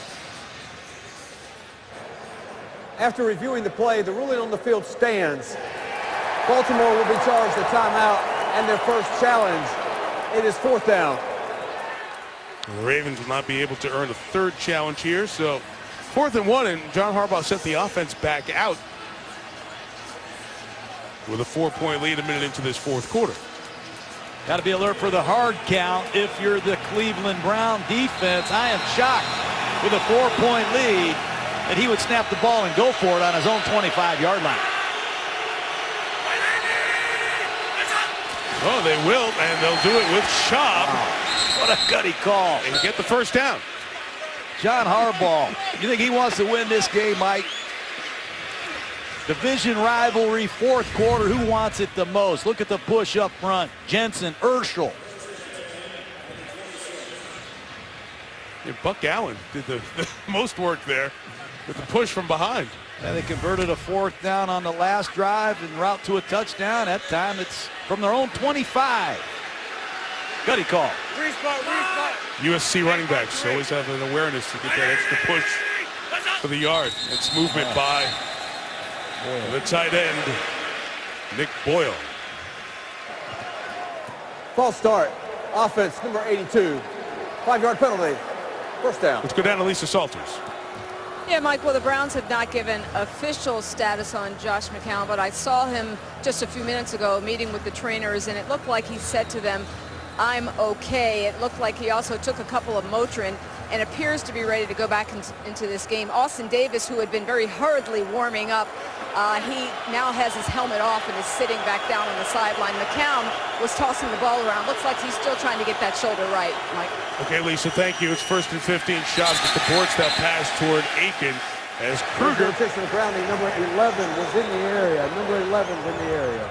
Paul Kruger was right there in his way. And John, while Cleveland's defense is out here, we'll just update the starting corner for tonight. Justin Gilbert, he is out with a concussion suffered on that kickoff return earlier in this half. Well, the Browns go for it on their own 25-yard line. Then they get a false start, a quick screen. They have to throw away. And on 2nd and 15, will Mike Pettin bring another exotic blitz? That's been the way they've created confusion in Max Schaub's world tonight. Screen is set up, and they get it into the hands of Allen. He gets the penalty yardage and then some back. It'll set up much more manageable 3rd down. This kid's something after the catch. He's going to come across the formation on a screen pass, and you're going to see Tashawn Gibson, number 39, with a chance to come up and make this tackle, but Gibson gets another 6 or 7 yards. Browns are not a very good tackling defensive team, and that's a big reason why they are where they are in total defense and statistically across the board. 14 touches, 65 yards for Allen. Juszczyk is the back against the 3-man rush. It's complete to the tight end who got the flag earlier on this drive. Nick Boyle for a Baltimore first down at the 42-yard line. How about Nick Boyle, a rookie out of Delaware? He redeems himself after the false start. That time he comes out of his stance, widens on his departure, and Schaub throws a beautiful pass. And Boyle secures the ball in the first down. 8-5-6. John, you think back, Dennis Pitta, who's been unable to come back from the hip injury. He's out for the year. He and Ed Dixon were the young tight ends they had 4 or 5 years ago. Now they've drafted tight ends the last couple of years. Very young group. Schaub, middle of the field, and caught by Aiken at the 41. So Kamar Aiken's good night continues. His 5th reception. This one for 17. And Terrence West, the ex-Cleveland Brown, with a nice pickup that allows Matt Schaub to get it done. I'm impressed with all the different players. Schaub, look at this offensive line, Mike. Urschel's playing center. They have a new left tackle, Hurst. Jensen's at left guard. Boyle wasn't even active last week. 8-5-3. A lot of new pieces in this Raven offense. 42, it is West, seeking space around the right, trying to turn the corner. He does. He'll gain 8 yards before being bumped at about. Did you say pieces, by the way? Yes. Professional segue out of you, not I bad. do a lot of work on this game, Mike. Man, you're 7, you were told into you. professional segues. Look at all these guys missing. Best quarterback, top running back, Steve Smith, their center, Zuta's out for the year. Taliaferro would have been their number 2 back. He's been out. Michael Campanaro is coming on. He got hurt. Dennis Pitt, I just mentioned, and Perriman, you talked about before, the first-round pick. Those are all the guys you plan on having on offense. 8 of them gone. And the replacements trying to get the job done, like West, who has the first down as Terrence West takes it to the 27. However, we have a flag back where that hole opened up. Use a run dog blitz. It's going to be holding. I think Shelton 71 got held. Holding. Offense, number 66. 10-yard penalty. Second down. That's Ryan Jensen, a former 6th-round pick out of Colorado State, playing the left guard position. Osamele's out. And that's a critical holding call. And somehow Cleveland needs to get this ball back for their offense. Approaching the 10-minute mark. The Ravens trying to win their 2nd consecutive game. Schaub. Open again is Aiken, sprinting for open space, trying to pick up blocks. Kamar Aiken to the 17-yard line. What coverage are they playing? It's 1st and 20. There's no one near Kamar Aiken. This will be the easiest catch that Kamar Aiken ever had. There's not a soul around him.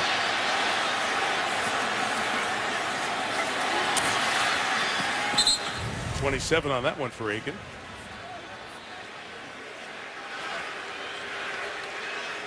Eight, 5, 6. R. 8, 5, 6.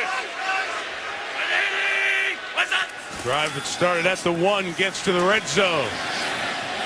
Schaub just gets rid of it as the pressure came from Danny Shelton. Baltimore hanging on to this football, Mike. Time of possession. Yeah, very different from what we had in the first half, John. Remember, it was just a dominant first half for Cleveland in terms of holding on to the ball. Here, the Browns have only had it for 5 minutes. Well, Baltimore went 12 plays to score for a touchdown. This drive is on its 14th play. Keep an eye on a fullback. Juszczyk in these red zone situations.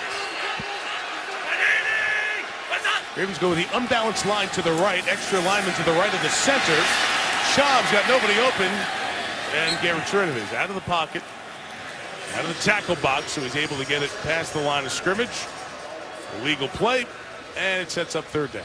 Well, they tried to shift to some bizarre overload, unbalanced formation and slip Juszczyk in the flat away from the overload. But it did not fool the Cleveland Browns. Gibson, their veteran safety man, smelled it out. 3rd and long. Roy.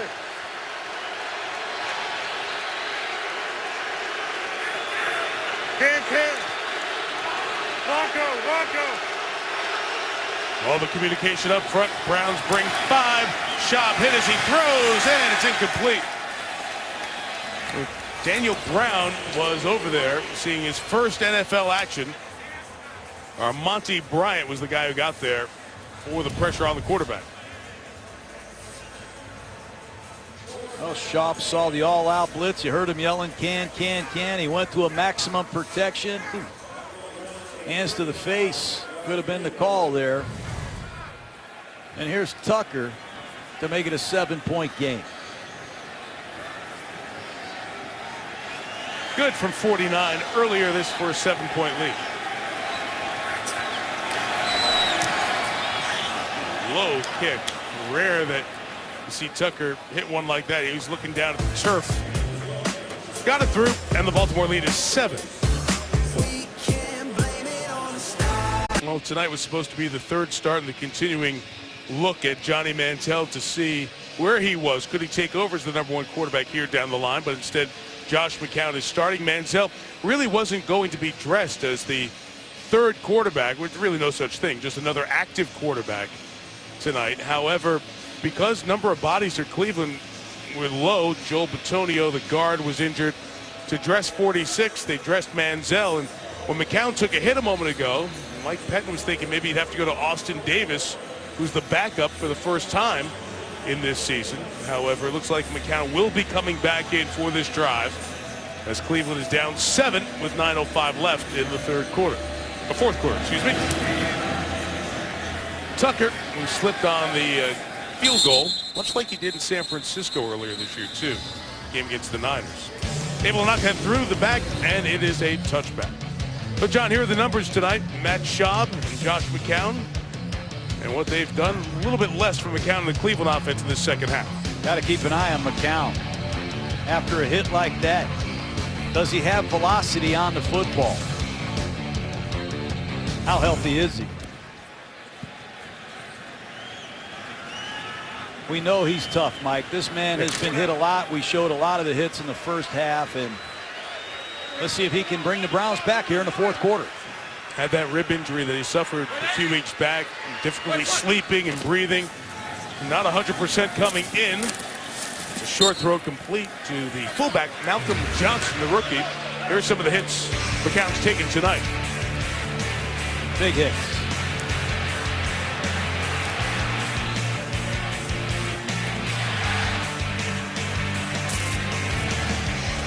A couple of times Dumerville came in unblocked as well.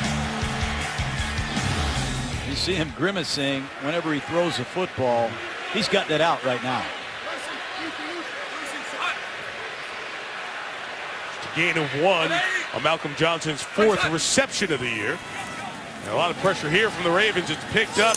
That pass is high and incomplete. And McCown's down. He's hurt. Yeah, he threw that one, let it go, could not complete it, and Austin Davis is going to come in. He was running towards the sideline, and right away went down. He's in such pain. Well, we saw him grimacing on the sideline playing catch. Look at his expression.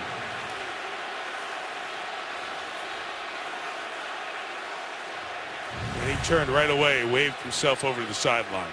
Injury timeout for the quarterback. Austin Davis, who was released by St. Louis at the end of the preseason, is set to make his Browns debut. When McCown went down and was going towards the sideline as he now heads to the locker room, that shoulder hanging, the fans started murmuring, a buzz through the building. They thought Johnny Manziel might be coming in, but as we've said, Davis is the #2, so he comes in. His Browns debut is 3rd and 9 and incomplete for Brian Hartline. That's a tough spot. Your home fans are booing you. Your first pass you've ever thrown here. It's not him. They want to see Manziel. I hope it's a wake-up call for Manziel because he should be out here playing. And his team is fighting their tails off. This is a first-round draft choice that has to come through for the Browns. It's very discouraging seeing him watch Austin Davis play quarterback on Monday night.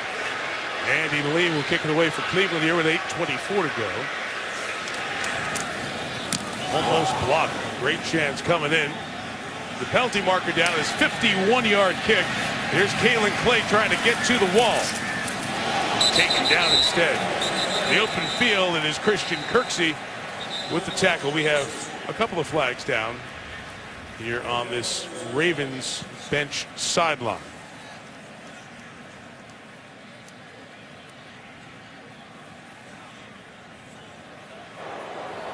During the kick, holding, receiving team number 33.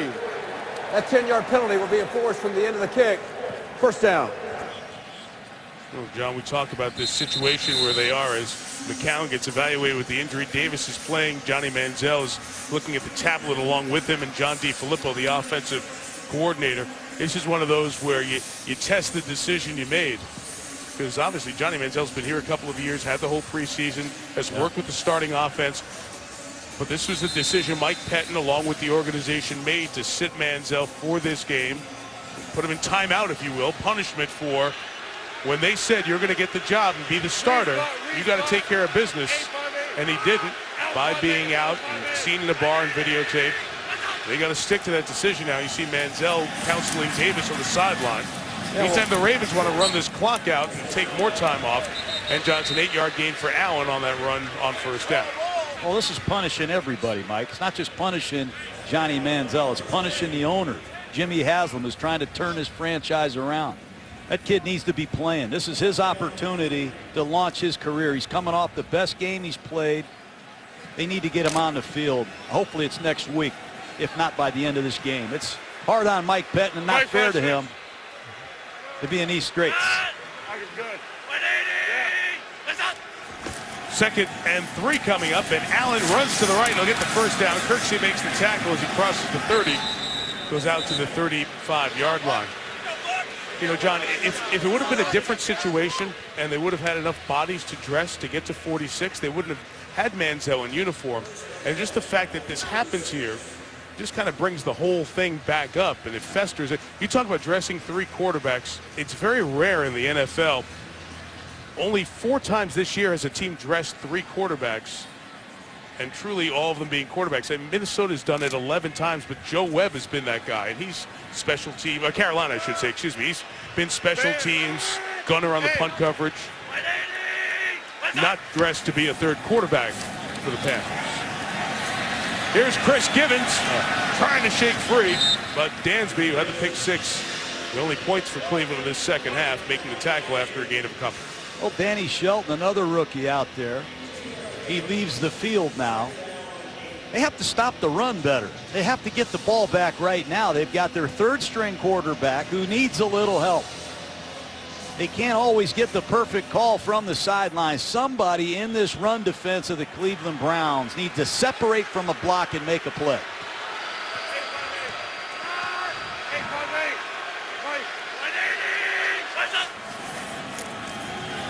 Second and 8, Terrence West only get to the 40-yard line with 6 minutes to go.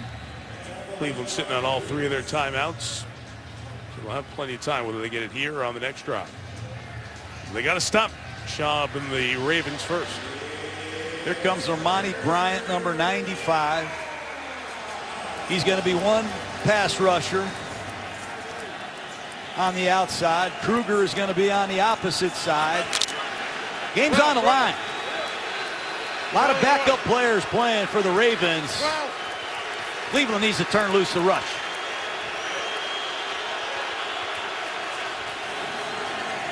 Third and 6, the screen is set up to tight end Crockett Gilmore. Terrific open field play by Tashawn Gibson, who's had a standout evening for the Browns and will force the punt. That's why he was in the Pro Bowl last year. Another undrafted player out of Wyoming. Watch Gibson read this screen, slip a block, and make a beautiful one-on-one tackle to give his Browns a chance. And here's Benjamin. Travis Benjamin has 3 punt returns in his career for touchdowns.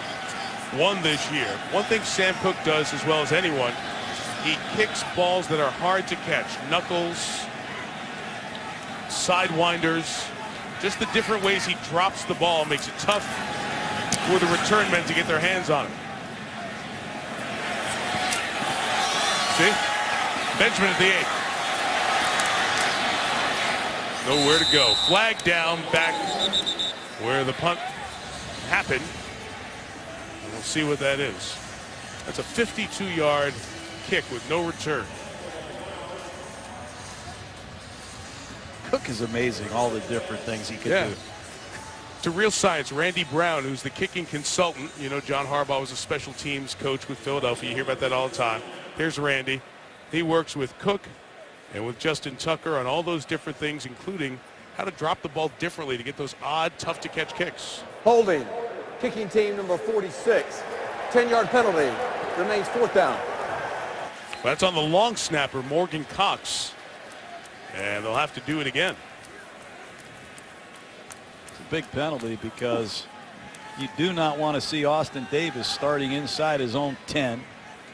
Davis took the backup reps. Johnny Manziel, we saw practice. He ran the scout team. And they just signed Davis to a pretty good contract. They like him. I wonder if the Rams wish they kept him, Mike. Quarterback issues that they have had. He signed a 2-year, $4 million contract. He was released by the Rams, as we mentioned, right before the preseason. Cleveland jumped on him. He's been the backup.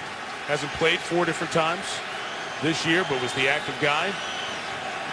Let's see what the difference is in field position. Cleveland was back around its own 10-yard line. The flag negated that Cook punt.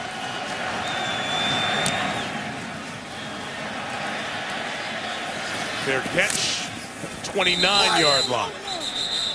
So much better field position. 20 yards better. Austin Davis tries to tie the game for the Browns.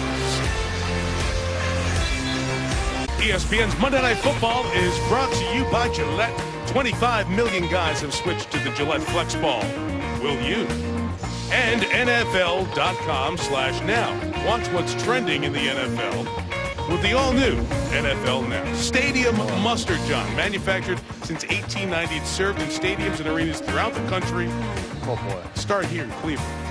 I would do anything for a hot dog at that stadium. Well, you sampled it earlier at halftime. I put it on okay my for you? French fries, my chicken fingers. I even put it on a slice of pizza, but I want a hot dog with that mustard. We'll do that. That's on the bus after the game on the way back to the hotel. Here's Austin Davis. Remember, with the Rams, beat the Seahawks last year, trying to get this game tied for the Browns. Nothing going with Barnage. Ladarius Webb comes up to chop him down. No gain. Cleveland looking everywhere for a playmaker, and you see Duke Johnson checking back into the ball game. Here's Barnage on a flat route. Ladarius Webb has done it well for a long time.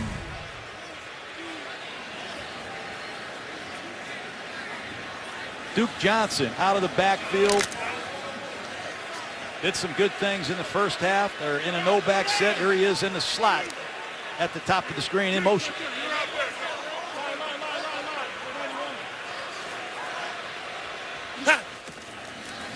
Second and 10. Trying to set up that screen. Able to get it to Johnson. Trying to retreat. Sharice Wright not going to let anything happen. That is a loss of 10. Bad decision by Johnson to retrace his steps. But Sharice Wright and Daryl Smith, watch the effort of the Baltimore Ravens. And you tell me they're a 3-7 football team. They're playing like it's the AFC Championship game. They're playing hard. They're playing together, and I'm impressed. Right with the tackle. They gave him forward progress to the 20 as he was retreating and pulled back at the 19. In any case, it is 3rd down and 19. Davis middle. It's caught 5 short on the first down with Hartline. It's 4th down, 2:42 to go. And 3 timeouts, and the Browns going to go here. You just wonder, where is Dwayne Bowe? They brought him in here, $9 million contract from Kansas City. He's over on the sideline. He's not even a part of this team. It's really discouraging to see Manziel and Dwayne Bowe in this situation, not even a part of the action. Well, it's 4th and 5.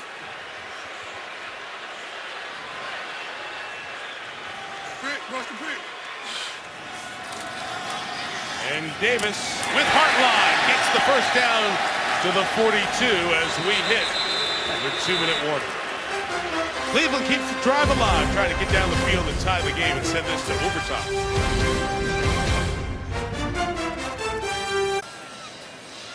Getting ready to say goodbye to Week 12 in the NFL, and hello, December. Hi, everybody. I'm Steve Levy. Make sure you stay tuned after the game. Sports Center at night, the GMC postgame report.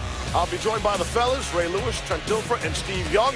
We'll break it all down. Maybe some Johnny Manziel conversation as well. The Warriors looking for 19-0, and SVP sits down with Michigan State quarterback Connor Cook. All coming up, Sports Center at night immediately following Monday Night Football. Mike and John, take us home. All right, Leaves, thank you. Another Monday night, another game in the balance as we hit the 2-minute warning. Cleveland at 3rd and 19. Riggin. Picked up 2 plays to keep this drive going from their own 42.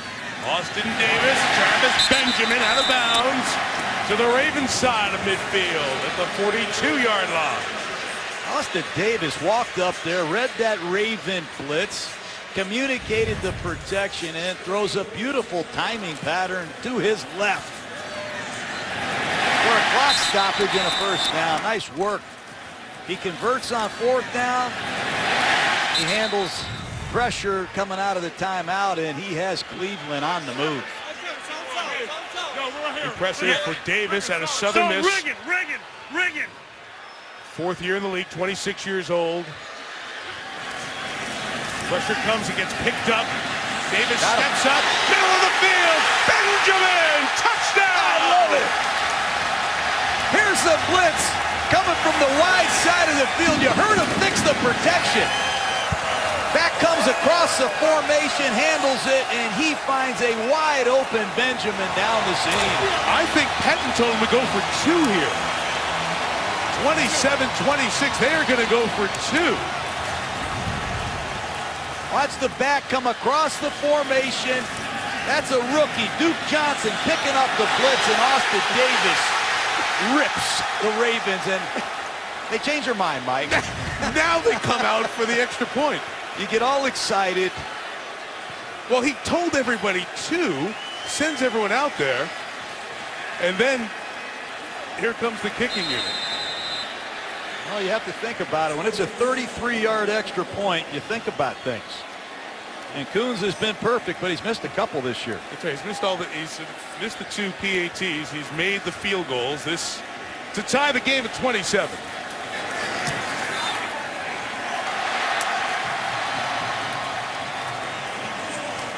Austin Davis hit all 6 passes, 71 yards. He and Benjamin hook up and square the game at 27. Well, you're going to see Benjamin right down the seam, but what impresses me is the pickup by Duke Johnson. And Austin Davis trusted it. He knew it was going to be picked up. He pushed forward in the pocket, threw a perfect pass, and Travis Benjamin continues to ring people up. How about Austin Davis coming off the bench? That's what I was just going to ask you. Talk about for a quarterback. We have Manziel taking as many reps as he can as he's trying to figure out what's going on. McCown to come in and do that in a 2-minute setting when you don't get a ton of reps doing that. It's hard to do. It's a credit to John DeFilippo, the offensive coordinator, this entire Browns offensive coaching staff. If I were Johnny Manziel, I'd do everything right and get back in this offense because they do a lot of good things. They just need some continuity. It's been McCown, Manziel, now Davis, a number of different receivers. They fell way behind 17-3, and they climbed back in it 27-27. Another Monday night thriller, Mike. The line drive would have been returnable, but Mostert didn't make the clean catch, so the Ravens will have the long field to go. He broke most of Brett Favre's records at Southern Miss. Conference USA title game there. Was with Sam Bradford in St. Louis backing him up. Then was out and was coaching Westminster Christian Academy. And we saw him last year. He got back in the mix. He won a game against Tampa. I mentioned the win he had against the eventual NFC champions of Seattle, and signed after he was cut by the Rams. He's got reason to smile. Feel-good moment for a young quarterback with some talent in Austin Davis. Now, Baltimore has been in this situation every game, it feels like, this year. They've got the great closer of kickers in Justin Tucker. They get around the 40, they got a chance to win. What can Schaub do? That Schaub incomplete. Juszczyk was covered. He just got rid of it. Ravens used the timeout on the challenge earlier in this half, so they have 2 timeouts and 1:42 to go. Cleveland Browns have not played good pass defense. They're missing Joe Hayden, their shutdown corner. Gibson, 39, is an interception machine. Can he read Matt Schaub and make a play for Cleveland at crunch time?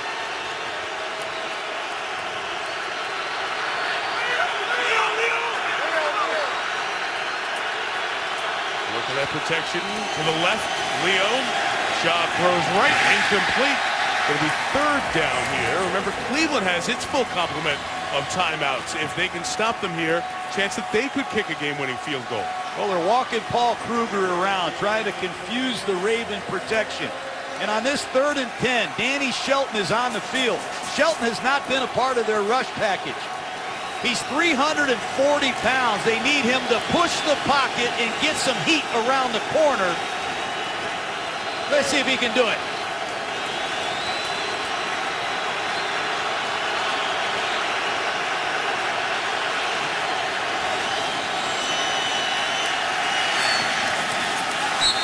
Caught, but the ball's going to be marked short of the 30-yard line with Butler now. Timeout Cleveland, and they do take it here at 1:29.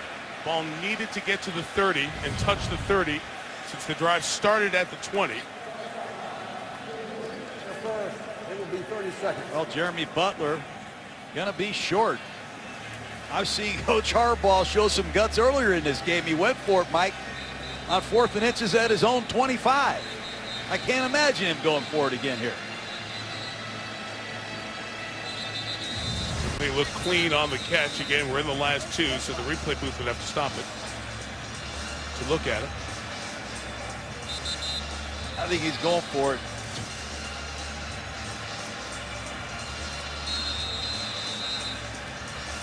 Consultation with Mark Trestman, offensive coordinator, there on the sideline. Trestman's the one whose voice is being heard in the helmet speaker of Matt Schaub. And you'll hear the Cleveland fans on 4th and 1. They snuck it the last time.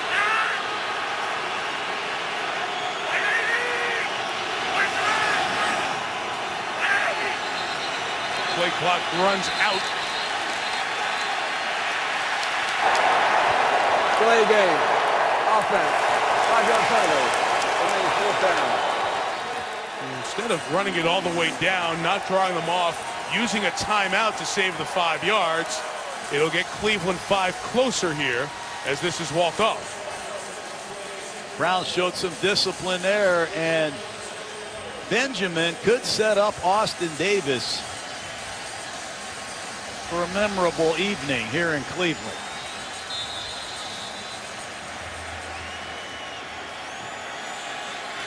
Sam Cook to kick. Benjamin says get away as it goes out of bounds. No return allowed. Let's see where the mark comes. The referee holds up his hand. The official from the side comes up and they sync where the ball should be. The field judge marks it at the 37-yard line. So just a 39-yard kick. And Davis will try to lead them down the field. Here's what he did, completing them all on that last series for the injured Josh McCown. He did an unbelievable job converting a 4th down to Hartline. He stands in there, throws a beautiful timing ball to Benjamin. They pick up the blitz. He pushes forward and finds Benjamin for the tying score.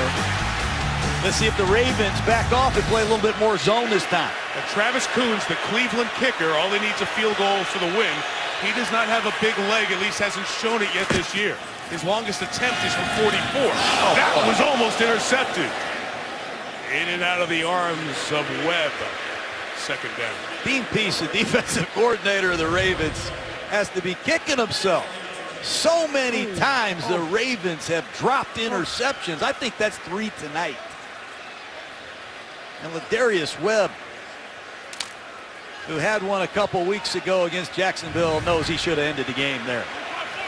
Dean's wife Mel, Clarence Brooks, the defensive line coach for the Ravens, who are both back in Baltimore, battling an illness. We wish them both the best. You know, they're watching and hoping with every one of these defensive snaps as Dumerville comes through the middle. meets the quarterback with Jernigan. They combine on a sack back at the 29-yard line. And now John Harbaugh is going to stop it with a timeout with 1:12 to go. He's 5'11", and on these stunts, he blurs the screen. Watch him come on this tackle end. I called a TE stunt. He slips right to the inside. Greco never saw him. Elvis Dumerville, still one of the very best pass rushers. I still am confused on how he got to Baltimore. There was that whole fax issue with Denver back a few years ago. Misses his running mate Suggs, but what do we talk about every week this time? Fourth quarter pass rush. And the Ravens, it's a big reason why they've been a championship football team. They've had the juice in their fourth quarter pass rush at the end of games.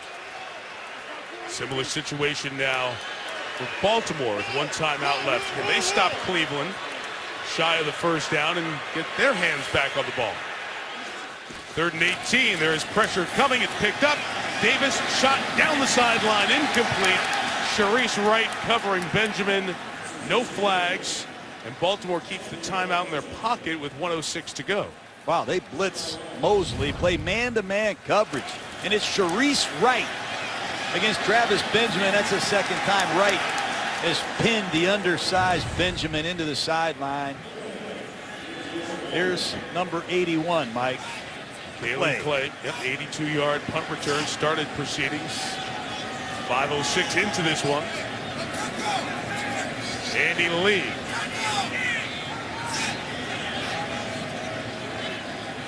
Four-time All-Pro punter kicks it away. Middle of the field, 48 yards and returnable. Play from the 23. I'm going to tell you something, guys. He's tackled at 37. That is the 5th time that Johnson Batamosi has made a good special teams play for Cleveland. He's been a special teams star for the Browns tonight. And that was important, or else Clay had some room. Our coverage tonight from Spider Cam is brought to you by DirecTV. So that was only a 27-second drive. It's the 3rd possession here in the last 2 minutes. And now Baltimore looking at, can they get it 23, 25 yards down the field to get into Tucker's range? Charles Gaines, a rookie corner, 6th-round pick, is checked in at the bottom of the screen. And Justin Gilbert out with injury. Shaw throws, intercepted! Pulled down Tramon Williams by Aiken, but Shaw throws the big pick at the 46-yard line, probably 15 yards away from a legit field goal attempt here. Tramon Williams has a history of playing routes. I'm sure in his film study, he expected that hook route from that narrow split. He jumped that route the whole way. He beat Aiken out of his break.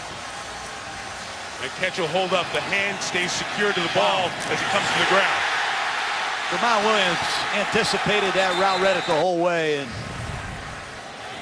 that's what he was known for in Green Bay. With 50 seconds left, here is Austin Davis. And again, Coons is not a long-range field goal kicker. They need to get this near the 30-yard line. Replay has confirmed that as a good interception. 2 and 8, 3 and 7, 4 possessions in the last 2 minutes. Davis, heart line underneath. Got around Orr to get to the 40. From here, field goal's 58 yards. So like you said, John, maybe another 10 yards or so to give Coons, who's worked 3 years in the league, to finally get a spot, get an opportunity. Kicked a 32-yard game winner at Baltimore earlier this year. Time running with 2 timeouts left. Taking a lot of time. Everything's coming from his sideline. Sword! Boy. Down to 20 seconds left. Davis, pressure, cannot take a sack. Takes off, first down, slides at the 30, and now they have to use a timeout, and they do with 8 seconds left. He was a couple of steps away from getting out of bounds, getting 2 more yards and killing the clock, but they retain 1 timeout, 8 seconds, and from here a field goal would be 50 yards. He did not get out of bounds, that's for sure. He took a long time getting the play from the sideline, and he tried to fix the protection, almost ran out of time. So we had a situation similar to this with the receiver going out of bounds last week with Buffalo. And when does the clock stop? When doesn't it stop? Because he slid, wasn't touched when he got out of bounds. But by sliding, he gives himself up there. So it's at that spot where he gives himself up. Thank you. In terms of a march. That's why the ball is marked at the 33. So in pregame, Coons hit from 50. That's where this kick would be right now. The pregame is always different from game conditions. Something quick and a timeout immediately. With the one timeout, everything available. Play clock down at 11, and he's under center here. And they're going to hand it, and they won't gain anything. And the clock runs down to 4 and 3, and that final timeout is taken.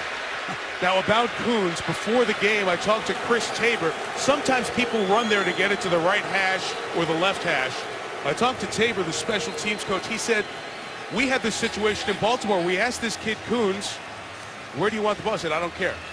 Right hash, left hash, I'm fine. I don't have any preference.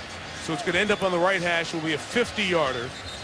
And whatever wind is blowing, maybe 7 or 8 miles per hour, is at his back, as he will try to kick the game-winning field goal, and Cleveland will try to beat Baltimore both times this year on field goals at the end of the game. Well, he's never missed, Mike. Why should he care about which hash? Baltimore has one timeout, and John Harbaugh will use it here to freeze him with 3 seconds left.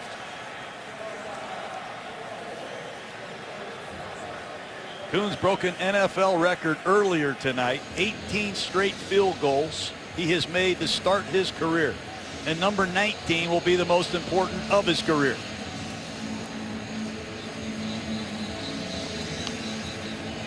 Baltimore, how many times they've seen chance in the fourth quarter and they have blown leads. Tonight they had the 27-20 lead. They knocked Josh McCown out. Austin Davis came in, threw the touchdown to tie the game. Neither team was able to convert in OT. Andy Lee will hold it. It's a 51-yard kick, and it's Travis Coons for the win. And it's blocked. It is picked up by Will Hill. Will Hill runs down the sideline. Hill's going to get a block. Will Hill is going to win the game on a blocked field goal.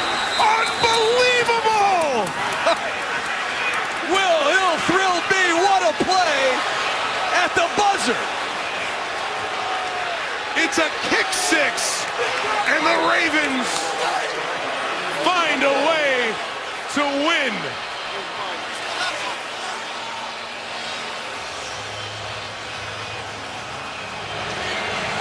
They will kick the extra point.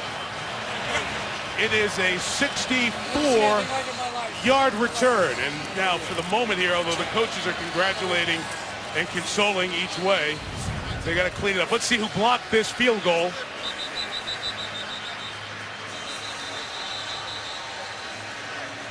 May have been John, our guy, number 96, Brent Urban from Virginia, who's playing his first game tonight. 6'7". The announcement made by Brad Allen that we need to have the extra point to complete this game. Urban was the 4th-round pick last year. He was on IR all of 2014 with a knee injury. Was put on injured reserve this year, designated to return with a biceps injury. This is his NFL debut tonight, and he blocks it, and Will Hill from Florida takes it back. So the game will start with a punt return touchdown for John Harbaugh, the old special teams coach, and will end on the blocked field goal game-winning touchdown with zeros on the clock. Look at those coaches. I tell you, you got to tip your hat to Harbaugh. That's why he's a world champion. He gets the most out of his players, and they never quit. They might just come out and take a knee here. I would. And end this game, 33-27. How about Urban?